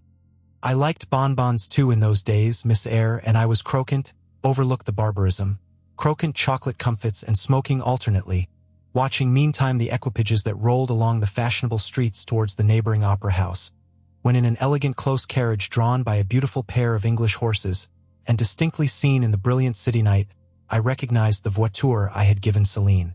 She was returning. Of course my heart thumped with impatience against the iron rails I leant upon. The carriage stopped, as I had expected, at the hotel door. My flame, that is the very word for an opera inamorata, alighted. Though muffed in a cloak, an unnecessary encumbrance, by the by, on so warm a June evening, I knew her instantly by her little foot, seen peeping from the skirt of her dress, as she skipped from the carriage step. Bending over the balcony, I was about to murmur Mon ange, in a tone, of course, which should be audible to the ear of love alone, when a figure jumped from the carriage after her. Cloaked also, but that was a spurred heel which had rung on the pavement, and that was a hatted head which now passed under the arched porte-cochere of the hotel. You never felt jealousy, did you, Miss Eyre? Of course not. I need not ask you, because you never felt love. You have both sentiments yet to experience. Your soul sleeps. The shock is yet to be given which shall waken it. You think all existence lapses in as quiet a flow as that in which your youth has hitherto slid away. Floating on with closed eyes and muffled ears, you neither see the rocks bristling not far off in the bed of the flood, nor hear the breakers boil at their base. But I tell you, and you may mark my words, you will come some day to a craggy pass in the channel, where the whole of life's stream will be broken up into whirl and tumult, foam and noise. Either you will be dashed to atoms on crag points, or lifted up and borne on by some master wave into a calmer current, as I am now. I like this day. I like that sky of steel. I like the sternness and stillness of the world under this frost. I like Thornfield, its antiquity, its retirement, its old crow trees and thorn trees, its gray facade, and lines of dark windows reflecting that metal welkin. And yet how long have I abhorred the very thought of it, shunned it like a great plague house? How I do still abhor. He ground his teeth and was silent. He arrested his step and struck his boot against the hard ground. Some hated thought seemed to have him in its grip, and to hold him so tightly that he could not advance. We were ascending the avenue when he thus paused. The hall was before us. Lifting his eye to its battlements, he cast over them a glare such as I never saw before or since. Pain, shame, ire, impatience, disgust, detestation. seemed momentarily to hold a quivering conflict in the large pupil dilating under his ebon eyebrow. Wild was the wrestle which should be paramount. But another feeling rose and triumphed. Something hard and cynical, self-willed and resolute. It settled his passion and petrified his countenance. He went on, "During the moment I was silent, Miss Eyre, I was arranging a point with my destiny. She stood there by that beech trunk, a hag like one of those who appeared to Macbeth on the heath of Forres. 'You like Thornfield?' she said, lifting her finger. And then she wrote in the air a memento, which ran in lurid hieroglyphics all along the house front, between the upper and lower row of windows. 'Like it if you can, like it if you dare.' 'I will like it,' said I. 'I dare like it,' and he subjoined moodily, 'I will keep my word. I will break obstacles to happiness, to goodness, yes, goodness. I wish to be a better man than I have been, than I am. As Job's Leviathan broke the spear, the dart, and the habergeon, hindrances which others count as iron and brass, I will esteem but straw and rotten wood.' Adele here ran before him with her shuttlecock. 'Away!' he cried harshly. 'Keep at a distance, child, or go into Sophie.' Continuing then to pursue his walk in silence, I ventured to recall him to the point whence he had abruptly diverged. 'Did you leave the balcony, sir?' I asked, when Lee Varens entered. I almost expected a rebuff for this hardly well-timed question. But, on the contrary, waking out of his scowling abstraction, he turned his eyes towards me, and the shade seemed to clear off his brow. 'Oh, I had forgotten Celine.' Well, to resume. When I saw my charmer thus come in accompanied by a cavalier, I seemed to hear a hiss, and the green snake of jealousy, rising on undulating coils from the moonlit balcony, glided within my waistcoat, and ate its way in 2 minutes to my heart's core. 'Strange!' he exclaimed, suddenly starting again from the point. 'Strange that I should choose you for the confidant of all this, young lady. Passing strange that you should listen to me quietly, as if it were the most usual thing in the world for a man like me to tell stories of his opera mistresses to a quaint, inexperienced girl like you. But the last singularity explains the first, as I intimated once before. You, with your gravity, considerateness, and caution were made to be the recipient of secrets. Besides, I know what sort of a mind I have placed in communication with my own. I know it is one not liable to take infection. It is a peculiar mind, it is a unique one. Happily, I do not mean to harm it. But if I did, it would not take harm from me. The more you and I converse, the better. For while I cannot blight you, you may refresh me." After this digression he proceeded, "I remained in the balcony. They will come to her boudoir, no doubt, thought I. Let me prepare an ambush. So putting my hand in through the open window, I drew the curtain over it, leaving only an opening through which I could take observations. Then I closed the casement, all but a chink just wide enough to furnish an outlet to lovers' whispered vows. Then I stole back to my chair, and as I resumed it the pair came in. My eye was quickly at the aperture. Celine's chambermaid entered, lit a lamp, left it on the table, and withdrew. The couple were thus revealed to me clearly. Both removed their cloaks, and there was the Varens, shining in satin and jewels, my gifts of course, and there was her companion in an officer's uniform. And I knew him for a young roué of a vicomte, a brainless and vicious youth whom I had sometimes met in society, and had never thought of hating because I despised him so absolutely. On recognizing him, the thong of the snake jealousy was instantly broken, because at the same moment my love for Celine sank under an extinguisher. A woman who could betray me for such a rival was not worth contending for. She deserved only scorn, less, however, than I who had been her dupe. They began to talk. Their conversation eased me completely. Frivolous, mercenary, heartless, and senseless, it was rather calculated to weary than enrage a listener. A card of mine lay on the table. This being perceived, brought my name under discussion. Neither of them possessed energy or wit to belabor me soundly, but they insulted me as coarsely as they could in their little way. Especially Celine, who even waxed rather brilliant on my personal defects, deformities she termed them. Now it had been her custom to launch out into fervent admiration of what she called my beaut male, wherein she differed diametrically from you, who told me point-blank at the second interview that you did not think me handsome. The contrast struck me at the time, and Adele here came running up again. Monsieur, John has just been to say that your agent has called and wishes to see you. Ah, in that case I must abridge. Opening the window, I walked in upon them, liberated Celine from my protection, gave her notice to vacate her hotel, offered her a purse for immediate exigencies, disregarded screams, hysterics, prayers, protestations, convulsions, made an appointment with the Vicomte for a meeting at the Bois de Boulogne. Next morning I had the pleasure of encountering him. Left a bullet in one of his poor etiolated arms, feeble as the wing of a chicken in the pip, and then thought I had done with the whole crew. But unluckily the Varens, 6 months before, had given me this Follette Adele, who, she affirmed, was my daughter, and perhaps she may be, though I see no proofs of such grim paternity written in her countenance. Pilot is more like me than she. Some years after I had broken with the mother, she abandoned her child, and ran away to Italy with a musician or singer. I acknowledged no natural claim on Adele's part to be supported by me, nor do I now acknowledge any, for I am not her father.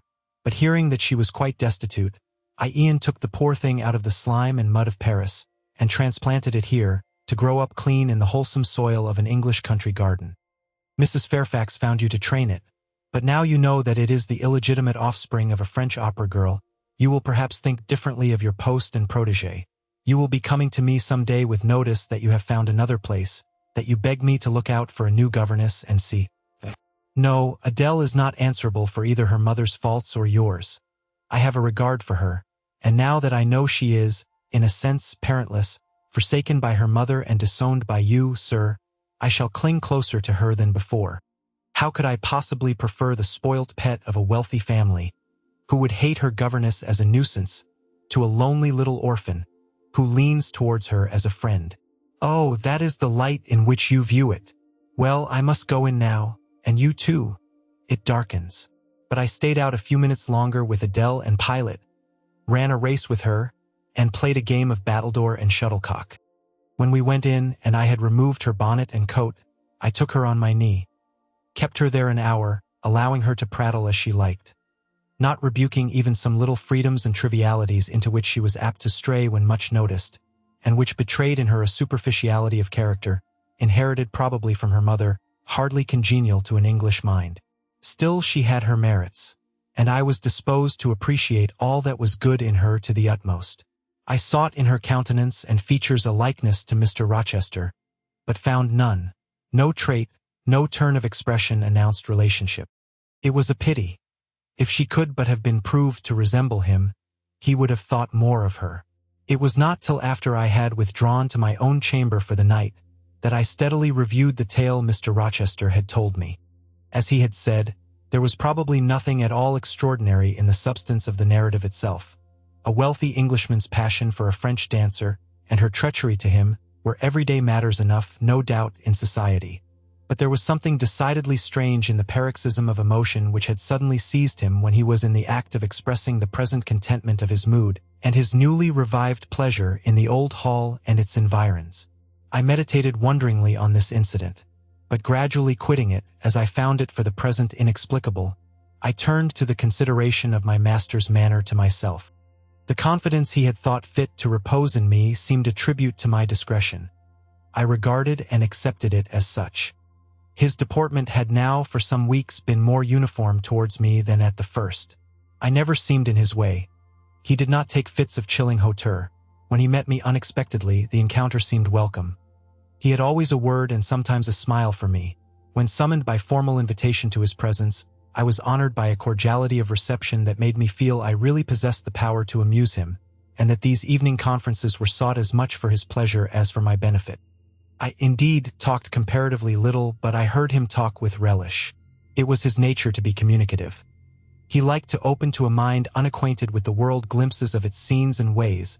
I do not mean its corrupt scenes and wicked ways, but such as derive their interest from the great scale on which they were acted, the strange novelty by which they were characterized.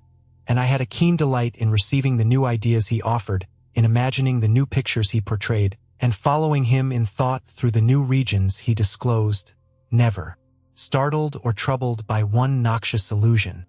The ease of his manner freed me from painful restraint. The friendly frankness, as correct as cordial, with which he treated me, drew me to him. I felt at times as if he were my relation rather than my master.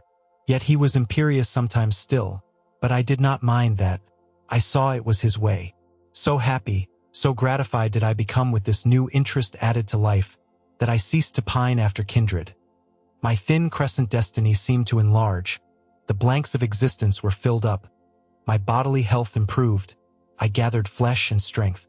And was Mr. Rochester now ugly in my eyes? No, reader.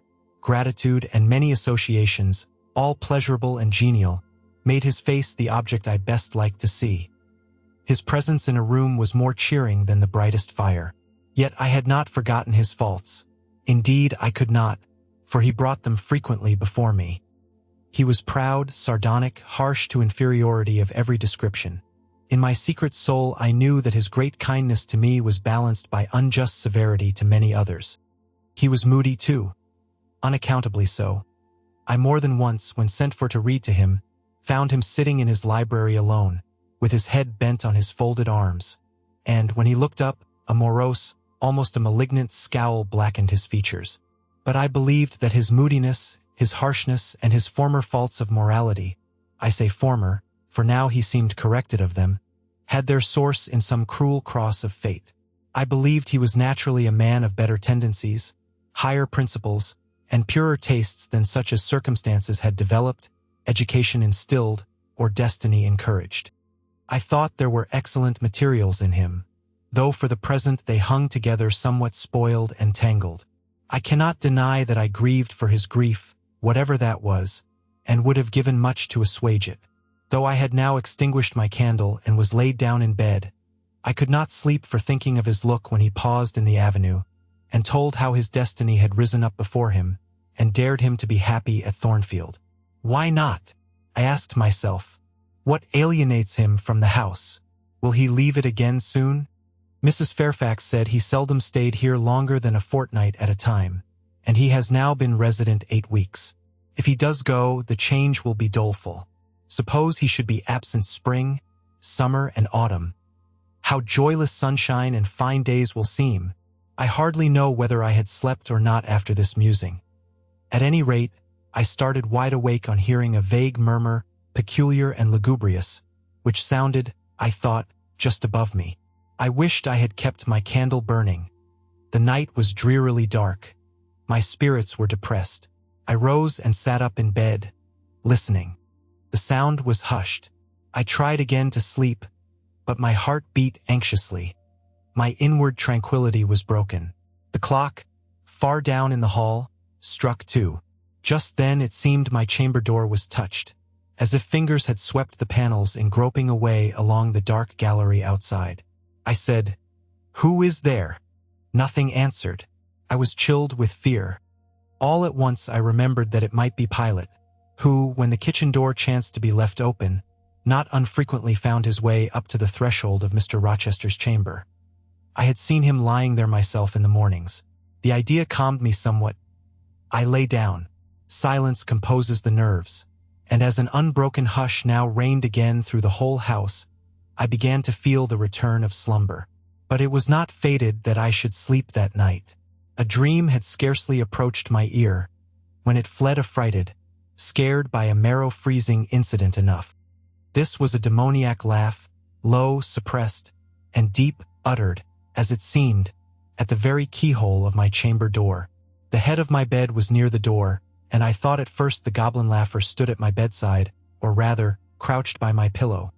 But I rose, looked round, and could see nothing, while, as I still gazed, the unnatural sound was reiterated, and I knew it came from behind the panels.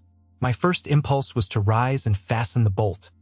My next, again to cry out, "Who is there?" Something gurgled and moaned. Ere long, steps retreated up the gallery towards the 3rd-story staircase. A door had lately been made to shut in that staircase. I heard it open and close, and all was still. Was that Grace Poole? And is she possessed with a devil? Thought I. Impossible now to remain longer by myself. I must go to Mrs. Fairfax. I hurried on my frock and a shawl. I withdrew the bolt and opened the door with a trembling hand. There was a candle burning just outside. and on the matting in the gallery. I was surprised at this circumstance, but still more was I amazed to perceive the air quite dim, as if filled with smoke, and, while looking to the right hand and left, to find whence these blue wreaths issued, I became further aware of a strong smell of burning. Something creaked. It was a door ajar, and that door was Mr. Rochester's, and the smoke rushed in a cloud from thence. I thought no more of Mrs. Fairfax.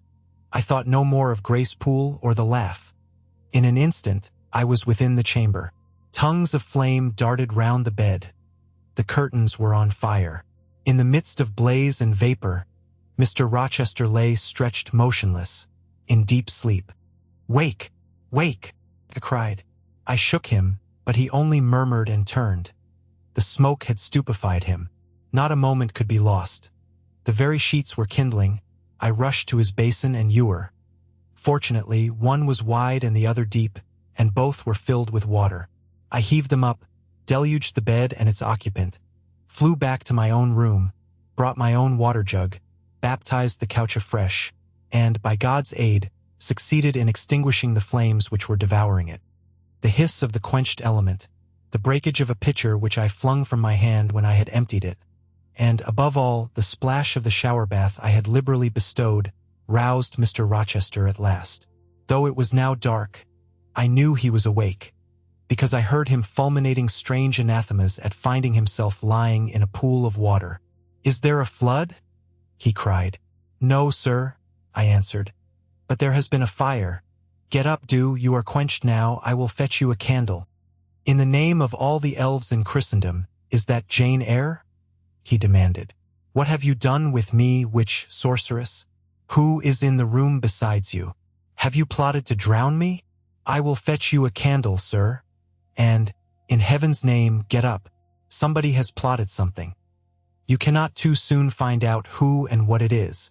There. I am up now, but at your peril you fetch a candle yet. Wait 2 minutes till I get into some dry garments. If any dry there be, yes, here is my dressing gown. Now run." I did run. I brought the candle which still remained in the gallery. He took it from my hand, held it up, and surveyed the bed, all blackened and scorched, the sheets drenched, the carpet round swimming in water. "What is it? And who did it?" he asked. I briefly related to him what had transpired. The strange laugh I had heard in the gallery, the step ascending to the 3rd story, the smoke, the smell of fire which had conducted me to his room, in what state I had found matters there, and how I had deluged him with all the water I could lay hands on.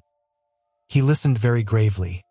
His face, as I went on, expressed more concern than astonishment. He did not immediately speak when I had concluded. "Shall I call Mrs. Fairfax?" I asked. "Mrs. Fairfax? No. What the deuce would you call her for? What can she do? Let her sleep unmolested. Then I will fetch Leah, and wake John and his wife." "Not at all, just be still. You have a shawl on. If you are not warm enough, you may take my cloak yonder. Wrap it about you and sit down in the armchair.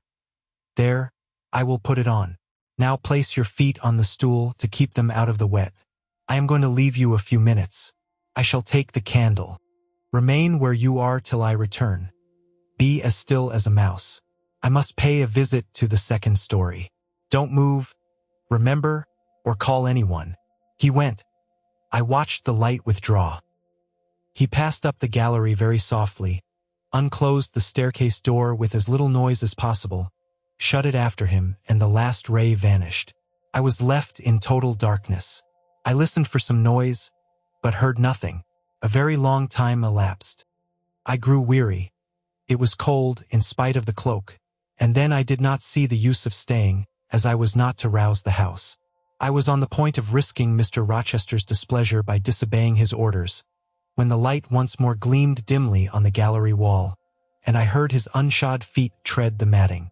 I hope it is he, thought I, and not something worse. He re-entered, pale and very gloomy. I have found it all out, said he, setting his candle down on the washstand. It is as I thought. How, sir? He made no reply, but stood with his arms folded, looking on the ground. At the end of a few minutes he inquired in rather a peculiar tone, I forget whether you said you saw anything when you opened your chamber door. No, sir, only the candlestick on the ground. But you heard an odd laugh? You have heard that laugh before, I should think, or something like it. Yes, sir. There is a woman who sews here called Grace Poole. She laughs in that way. She is a singular person. Just so. Grace Poole, you have guessed it. She is, as you say, singular very. Well, I shall reflect on the subject. Meantime, I am glad that you are the only person, besides myself, acquainted with the precise details of tonight's incident. You are no talking fool. Say nothing about it. I will account for this state of affairs, pointing to the bed, and now return to your own room. I shall do very well on the sofa in the library for the rest of the night. It is near 4. In 2 hours the servants will be up. Good night then, sir, said I, departing. He seemed surprised, very inconsistently so, as he had just told me to go. What? He exclaimed. Are you quitting me already, and in that way? You said I might go, sir, but not without taking leave, not without a word or two of acknowledgment and goodwill, not, in short, in that brief, dry fashion. Why, you have saved my life, snatched me from a horrible and excruciating death, and you walk past me as if we were mutual strangers. At least shake hands. He held out his hand. I gave him mine. He took it first in one, then in both his own. You have saved my life. I have a pleasure in owing you so immense a debt. Cannot say more. Nothing else that has being would have been tolerable to me in the character of creditor for such an obligation. But you, it is different. I feel your benefits no burden, Jane. He paused, gazed at me. Words almost visible trembled on his lips, but his voice was checked. Good night again, sir. There is no debt, benefit, burden, obligation in the case. I knew, he continued, you would do me good in some way at some time. I saw it in your eyes when I first beheld you. Their expression and smile did not, again he stopped, did not, he proceeded hastily, strike delight to my very inmost heart so for nothing. People talk of natural sympathies. I have heard of good genii. There are grains of truth in the wildest fable. My cherished preserver, good night. Strange energy was in his voice, strange fire in his look. I am glad I happened to be awake, I said, and then I was going. What? You will go? I am cold, sir. Cold? Yes, and standing in a pool. Go then, Jane, go. But he still retained my hand, and I could not free it. I bethought myself of an expedient. I think I hear Mrs. Fairfax move, sir, said I. Well, leave me. He relaxed his fingers, and I was gone. I regained my couch, but never thought of sleep. Till morning dawned I was tossed on a buoyant but unquiet sea, where billows of trouble rolled under surges of joy. I thought sometimes I saw beyond its wild waters a shore, sweet as the hills of Beulah, and now and then a freshening gale, wakened by hope, bore my spirit triumphantly towards the bourne. But I could not reach it, even in fancy. A counteracting breeze blew off land, and continually drove me back. Sense would resist delirium. Judgment would warn passion. Too feverish to rest, I rose as soon as day dawned. Chapter 16. I both wished and feared to see Mr. Rochester on the day which followed this sleepless night. I wanted to hear his voice again, yet feared to meet his eye.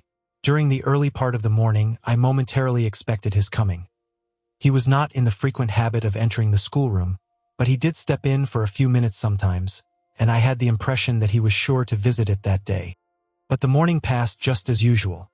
Nothing happened to interrupt the quiet course of Adele's studies. Only soon after breakfast, I heard some bustle in the neighborhood of Mr. Rochester's chamber, Mrs. Fairfax's voice and Leah's and the cook's, that is, John's wife, and even John's own gruff tones. There were exclamations of, "What a mercy master was not burnt in his bed! It is always dangerous to keep a candle lit at night. How providential that he had presence of mind to think of the water jug! I wonder he waked nobody. It is to be hoped he will not take cold with sleeping on the library sofa." And see. To much confabulation succeeded a sound of scrubbing and setting to rights, and when I passed the room in going downstairs to dinner, I saw through the open door that all was again restored to complete order. Only the bed was stripped of its hangings. Leah stood up in the window seat, rubbing the panes of glass dimmed with smoke. I was about to address her, for I wished to know what account had been given of the affair. But on advancing, I saw a second person in the chamber, a woman sitting on a chair by the bedside and sewing rings to new curtains. That woman was no other than Grace Poole.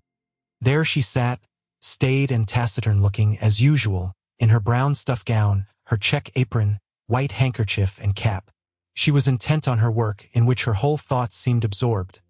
On her hard forehead, and in her commonplace features, was nothing either of the paleness or desperation one would have expected to see marking the countenance of a woman who had attempted murder, and whose intended victim had followed her last night to her lair, and, as I believed, charged her with the crime she wished to perpetrate.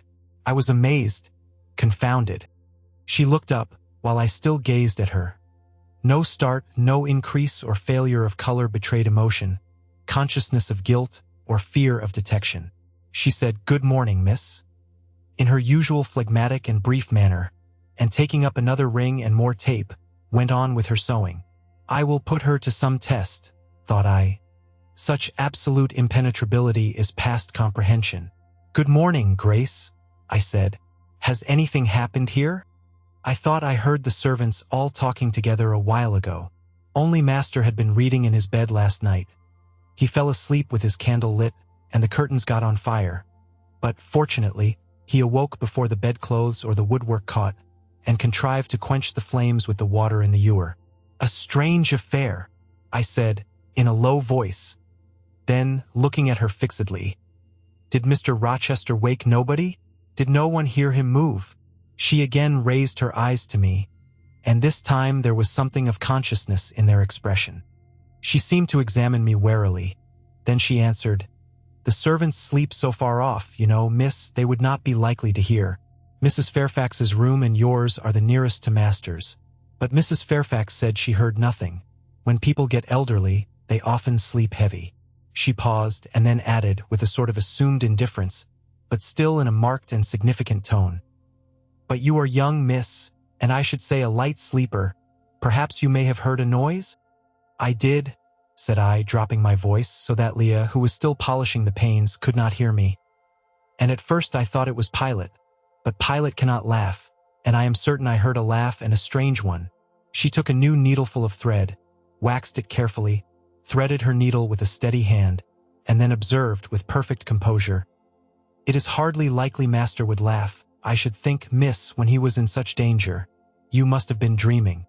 "I was not dreaming," I said with some warmth, for her brazen coolness provoked me. Again she looked at me, and with the same scrutinizing and conscious eye. "Have you told Master that you heard a laugh?" she inquired. "I have not had the opportunity of speaking to him this morning." "You did not think of opening your door and looking out into the gallery?" she further asked. She appeared to be cross-questioning me, attempting to draw from me information unawares. The idea struck me that if she discovered I knew or suspected her guilt, she would be playing of some of her malignant pranks on me. I thought it advisable to be on my guard. "On the contrary," said I bolted my door." "Then you are not in the habit of bolting your door every night before you get into bed?" "Fiend! She wants to know my habits, that she may lay her plans accordingly." Indignation again prevailed over prudence. I replied sharply, "Hitherto I have often omitted to fasten the bolt. I did not think it necessary. I was not aware any danger or annoyance was to be dreaded at Thornfield Hall, but in future," and I laid marked stress on the words, "I shall take good care to make all secure before I venture to lie down." "It will be wise so to do," was her answer. "This neighborhood is as quiet as any I know, and I never heard of the hall being attempted by robbers since it was a house, though there are hundreds of pounds worth of plate in the plate closet, as is well known. And you see, for such a large house, there are very few servants, because Master has never lived here much, and when he does come, being a bachelor, he needs little waiting on. But I always think it best to err on the safe side. A door is soon fastened, and it is as well to have a drawn bolt between one and any mischief that may be about. A deal of people, miss, are for trusting all to Providence. But I say Providence will not dispense with the means, though he often blesses them when they are used discreetly. And here she closed her harangue, a long one for her, and uttered with the demureness of a Quakeress. I still stood absolutely dumbfounded at what appeared to me her miraculous self-possession and most inscrutable hypocrisy, when the cook entered. "Mrs. Poole," said she, addressing Grace, "the servants' dinner will soon be ready. Will you come down?" "No. Just put my pint of porter and bit of pudding on a tray, and I'll carry it upstairs. You'll have some meat? Just a morsel, and a taste of cheese, that's all. And the sago? Never mind it at present. I shall be coming down before tea time. I'll make it myself." The cook here turned to me, saying that Mrs. Fairfax was waiting for me, so I departed. I hardly heard Mrs. Fairfax's account of the curtain conflagration during dinner, so much was I occupied in puzzling my brains over the enigmatical character of Grace Poole, and still more in pondering the problem of her position at Thornfield and questioning why she had not been given into custody that morning, or, at the very least, dismissed from her master's service. He had almost as much as declared his conviction of her criminality last night. What mysterious cause withheld him from accusing her? Why had he enjoined me, too, to secrecy? It was strange. A bold, vindictive, and haughty gentleman seemed somehow in the power of one of the meanest of his dependents. So much in her power that even when she lifted her hand against his life, he dared not openly charge her with the attempt, much less punish her for it. Had Grace been young and handsome, I should have been tempted to think that tenderer feelings than prudence or fear influenced Mr. Rochester in her behalf. But hard-favored and matronly as she was, the idea could not be admitted. Yet, I reflected, she has been young once. Her youth would be contemporary with her master's. Mrs. Fairfax told me once, she had lived here many years. I don't think she can ever have been pretty, but for aught I know, she may possess originality and strength of character to compensate for the want of personal advantages. Mr. Rochester is an amateur of the decided and eccentric. Grace is eccentric at least. What if a former caprice, a freak very possible to a nature so sudden and headstrong as his, has delivered him into her power, and she now exercises over his actions a secret influence, the result of his own indiscretion, which he cannot shake off and dare not disregard. But having reached this point of conjecture, Mrs. Poole's square, flat figure, and uncomely, dry, even coarse face recurred so distinctly to my mind's eye that I thought, "No, impossible. My supposition cannot be correct." "Yet," suggested the secret voice which talks to us in our own hearts, "you are not beautiful either, and perhaps Mr. Rochester approves you. At any rate, you have often felt as if he did. And last night, remember his words. Remember his look, remember his voice." I well remembered all. Language, glance, and tone seemed at the moment vividly renewed. I was now in the schoolroom. Adele was drawing. I bent over her and directed her pencil. She looked up with a sort of start. "Qu'avez-vous, mademoiselle?" said she. "Vos doigts tremblent comme la feuille, et vos joues sont rouges, mais rouges comme des cerises." "I am hot," Adele with stooping. She went on sketching. I went on thinking. I hastened to drive from my mind the hateful notion I had been conceiving respecting Grace Poole. It disgusted me. I compared myself with her, and found we were different. Bessie Leaven had said I was quite a lady, and she spoke truth. I was a lady. And now I looked much better than I did when Bessie saw me.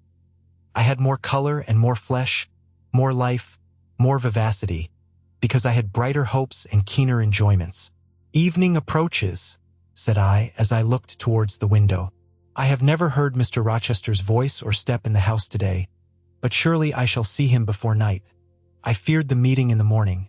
Now I desire it, because expectation has been so long baffled that it has grown impatient."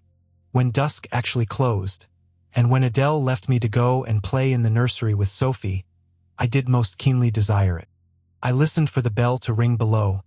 I listened for Leah coming up with a message.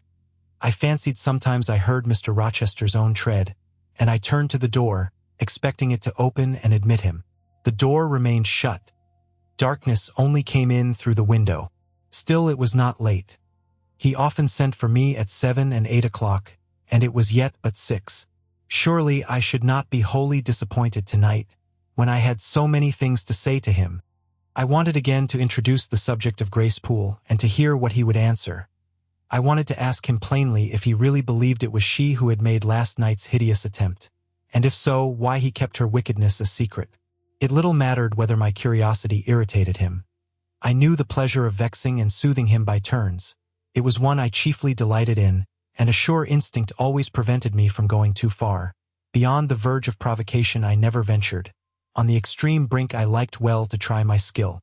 Retaining every minute form of respect, every propriety of my station, I could still meet him in argument without fear or uneasy restraint. This suited both him and me. A tread creaked on the stairs at last. Leah made her appearance, but it was only to intimate that tea was ready in Mrs. Fairfax's room.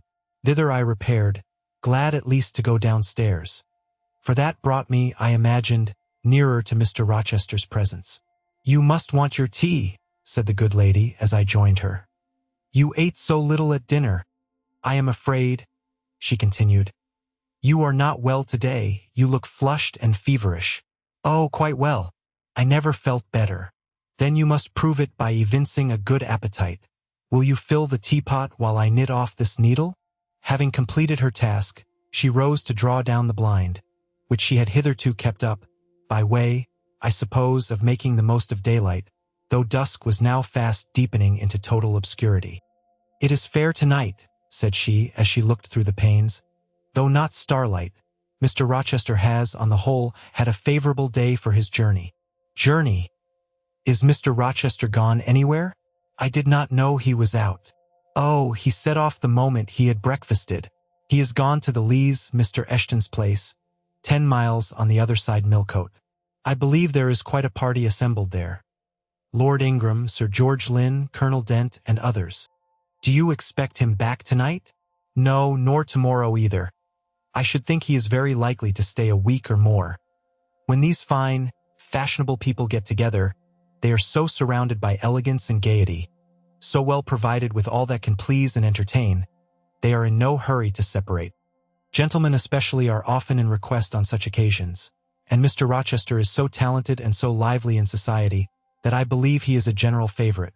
The ladies are very fond of him, though you would not think his appearance calculated to recommend him particularly in their eyes. But I suppose his acquirements and abilities, perhaps his wealth and good blood, make amends for any little fault of look." "Are there ladies at the Lees?" "There are Mrs. Eshton and her 3 daughters, very elegant young ladies indeed. And there are the Honorable Blanche and Mary Ingram, most beautiful women, I suppose. Indeed, I have seen Blanche 6 or 7 years since, when she was a girl of 18. She came here to a Christmas ball and party Mr. Rochester gave. You should have seen the dining room that day. How richly it was decorated. How brilliantly lit up. I should think there were 50 ladies and gentlemen present, all of the first county families. And Miss Ingram was considered the belle of the evening. You saw her, you say, Mrs. Fairfax. What was she like?" "Yes, I saw her. The dining-room doors were thrown open, and, as it was Christmas time, the servants were allowed to assemble in the hall, to hear some of the ladies sing and play. Mr. Rochester would have me to come in, and I sat down in a quiet corner and watched them. I never saw a more splendid scene. The ladies were magnificently dressed. Most of them, at least most of the younger ones, looked handsome, but Miss Ingram was certainly the queen. And what was she like? Tall, fine bust, sloping shoulders, long, graceful neck, olive complexion, dark and clear, noble features, eyes rather like Mr. Rochester's, large and black, and as brilliant as her jewels. And then she had such a fine head of hair, raven black and so becomingly arranged, a crown of thick plaits behind, and in front the longest, the glossiest curls I ever saw. She was dressed in pure white. An amber-colored scarf was passed over her shoulder and across her breast, tied at the side, and descending in long, fringed ends below her knee. She wore an amber-colored flower, too, in her hair. It contrasted well with the jetty mass of her curls. She was greatly admired, of course? Yes, indeed. And not only for her beauty, but for her accomplishments. She was one of the ladies who sang. A gentleman accompanied her on the piano. She and Mr. Rochester sang a duet. Mr. Rochester? I was not aware he could sing. Oh, he has a fine bass voice and an excellent taste for music. And Miss Ingram, What sort of a voice had she? A very rich and powerful one. She sang delightfully. It was a treat to listen to her, and she played afterwards. I am no judge of music, but Mr. Rochester is, and I heard him say her execution was remarkably good. And this beautiful and accomplished lady, she is not yet married? It appears not. I fancy neither she nor her sister have very large fortunes. Old Lord Ingram's estates were chiefly entailed, and the eldest son came in for everything almost. But I wonder no wealthy nobleman or gentleman has taken a fancy to her. Mr. Rochester, for instance. He is rich, is he not? Oh, yes. But you see there is a considerable difference in age. Mr. Rochester is nearly 40. She is but 25. What of that? More unequal matches are made every day. True, yet I should scarcely fancy Mr. Rochester would entertain an idea of the sort. But you eat nothing. You have scarcely tasted since you began tea. No, I am too thirsty to eat. Will you let me have another cup? I was about again to revert to the probability of a union between Mr. Rochester and the beautiful Blanche. But Adele came in, and the conversation was turned into another channel. When once more alone, I reviewed the information I had got, looked into my heart, examined its thoughts and feelings, and endeavored to bring back with a strict hand such as had been straying through imagination's boundless and trackless waste into the safe fold of common sense. Arraigned at my own bar, memory having given her evidence of the hopes, wishes, sentiments I had been cherishing since last night, of the general state of mind in which I had indulged for nearly a fortnight past.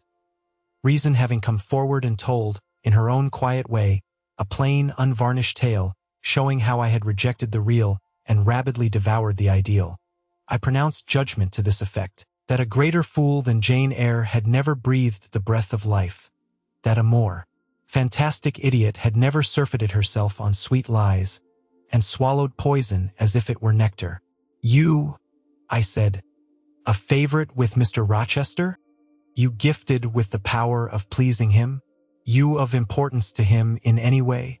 Go, your folly sickens me, and you have derived pleasure from occasional tokens of preference, equivocal tokens shown by a gentleman of family and a man of the world to a dependent and a novice. How dared you? Poor stupid dupe. Could not even self-interest make you wiser? You repeated to yourself this morning the brief scene of last night. Cover your face and be ashamed. He said something in praise of your eyes. Did he? Blind puppy.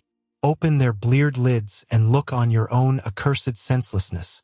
It does good to no woman to be flattered by her superior, who cannot possibly intend to marry her, and it is madness in all women to let a secret love kindle within them, which, if unreturned and unknown, must devour the life that feeds it, and, if discovered and responded to, must lead ignis fatuus-like into miry wilds whence there is no extrication. Listen, then, Jane Eyre, to your sentence. Tomorrow place the glass before you, and draw in chalk your own picture, faithfully, without softening one defect.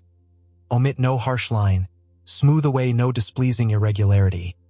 Write under it, portrait of a governess, disconnected, poor, and plain. Afterwards, take a piece of smooth ivory, you have one prepared in your drawing box. Take your palette, mix your freshest, finest, clearest tints. Choose your most delicate camel hair pencils. Delineate carefully the loveliest face you can imagine. Paint it in your softest shades and sweetest lines, according to the description given by Mrs. Fairfax of Blanche Ingram. Remember the raven ringlets, the oriental eye. What? You revert to Mr. Rochester as a model. Order. Nos nível, no sentimente-me sentem, no regret.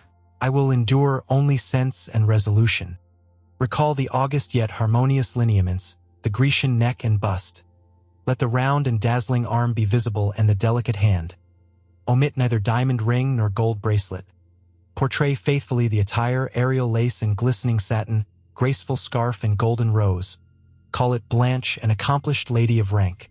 Whenever, in future, you should chance to fancy Mr. Rochester thinks well of you, take out these two pictures and compare them. Say, Mr. Rochester might probably win that noble lady's love, if he chose to strive for it.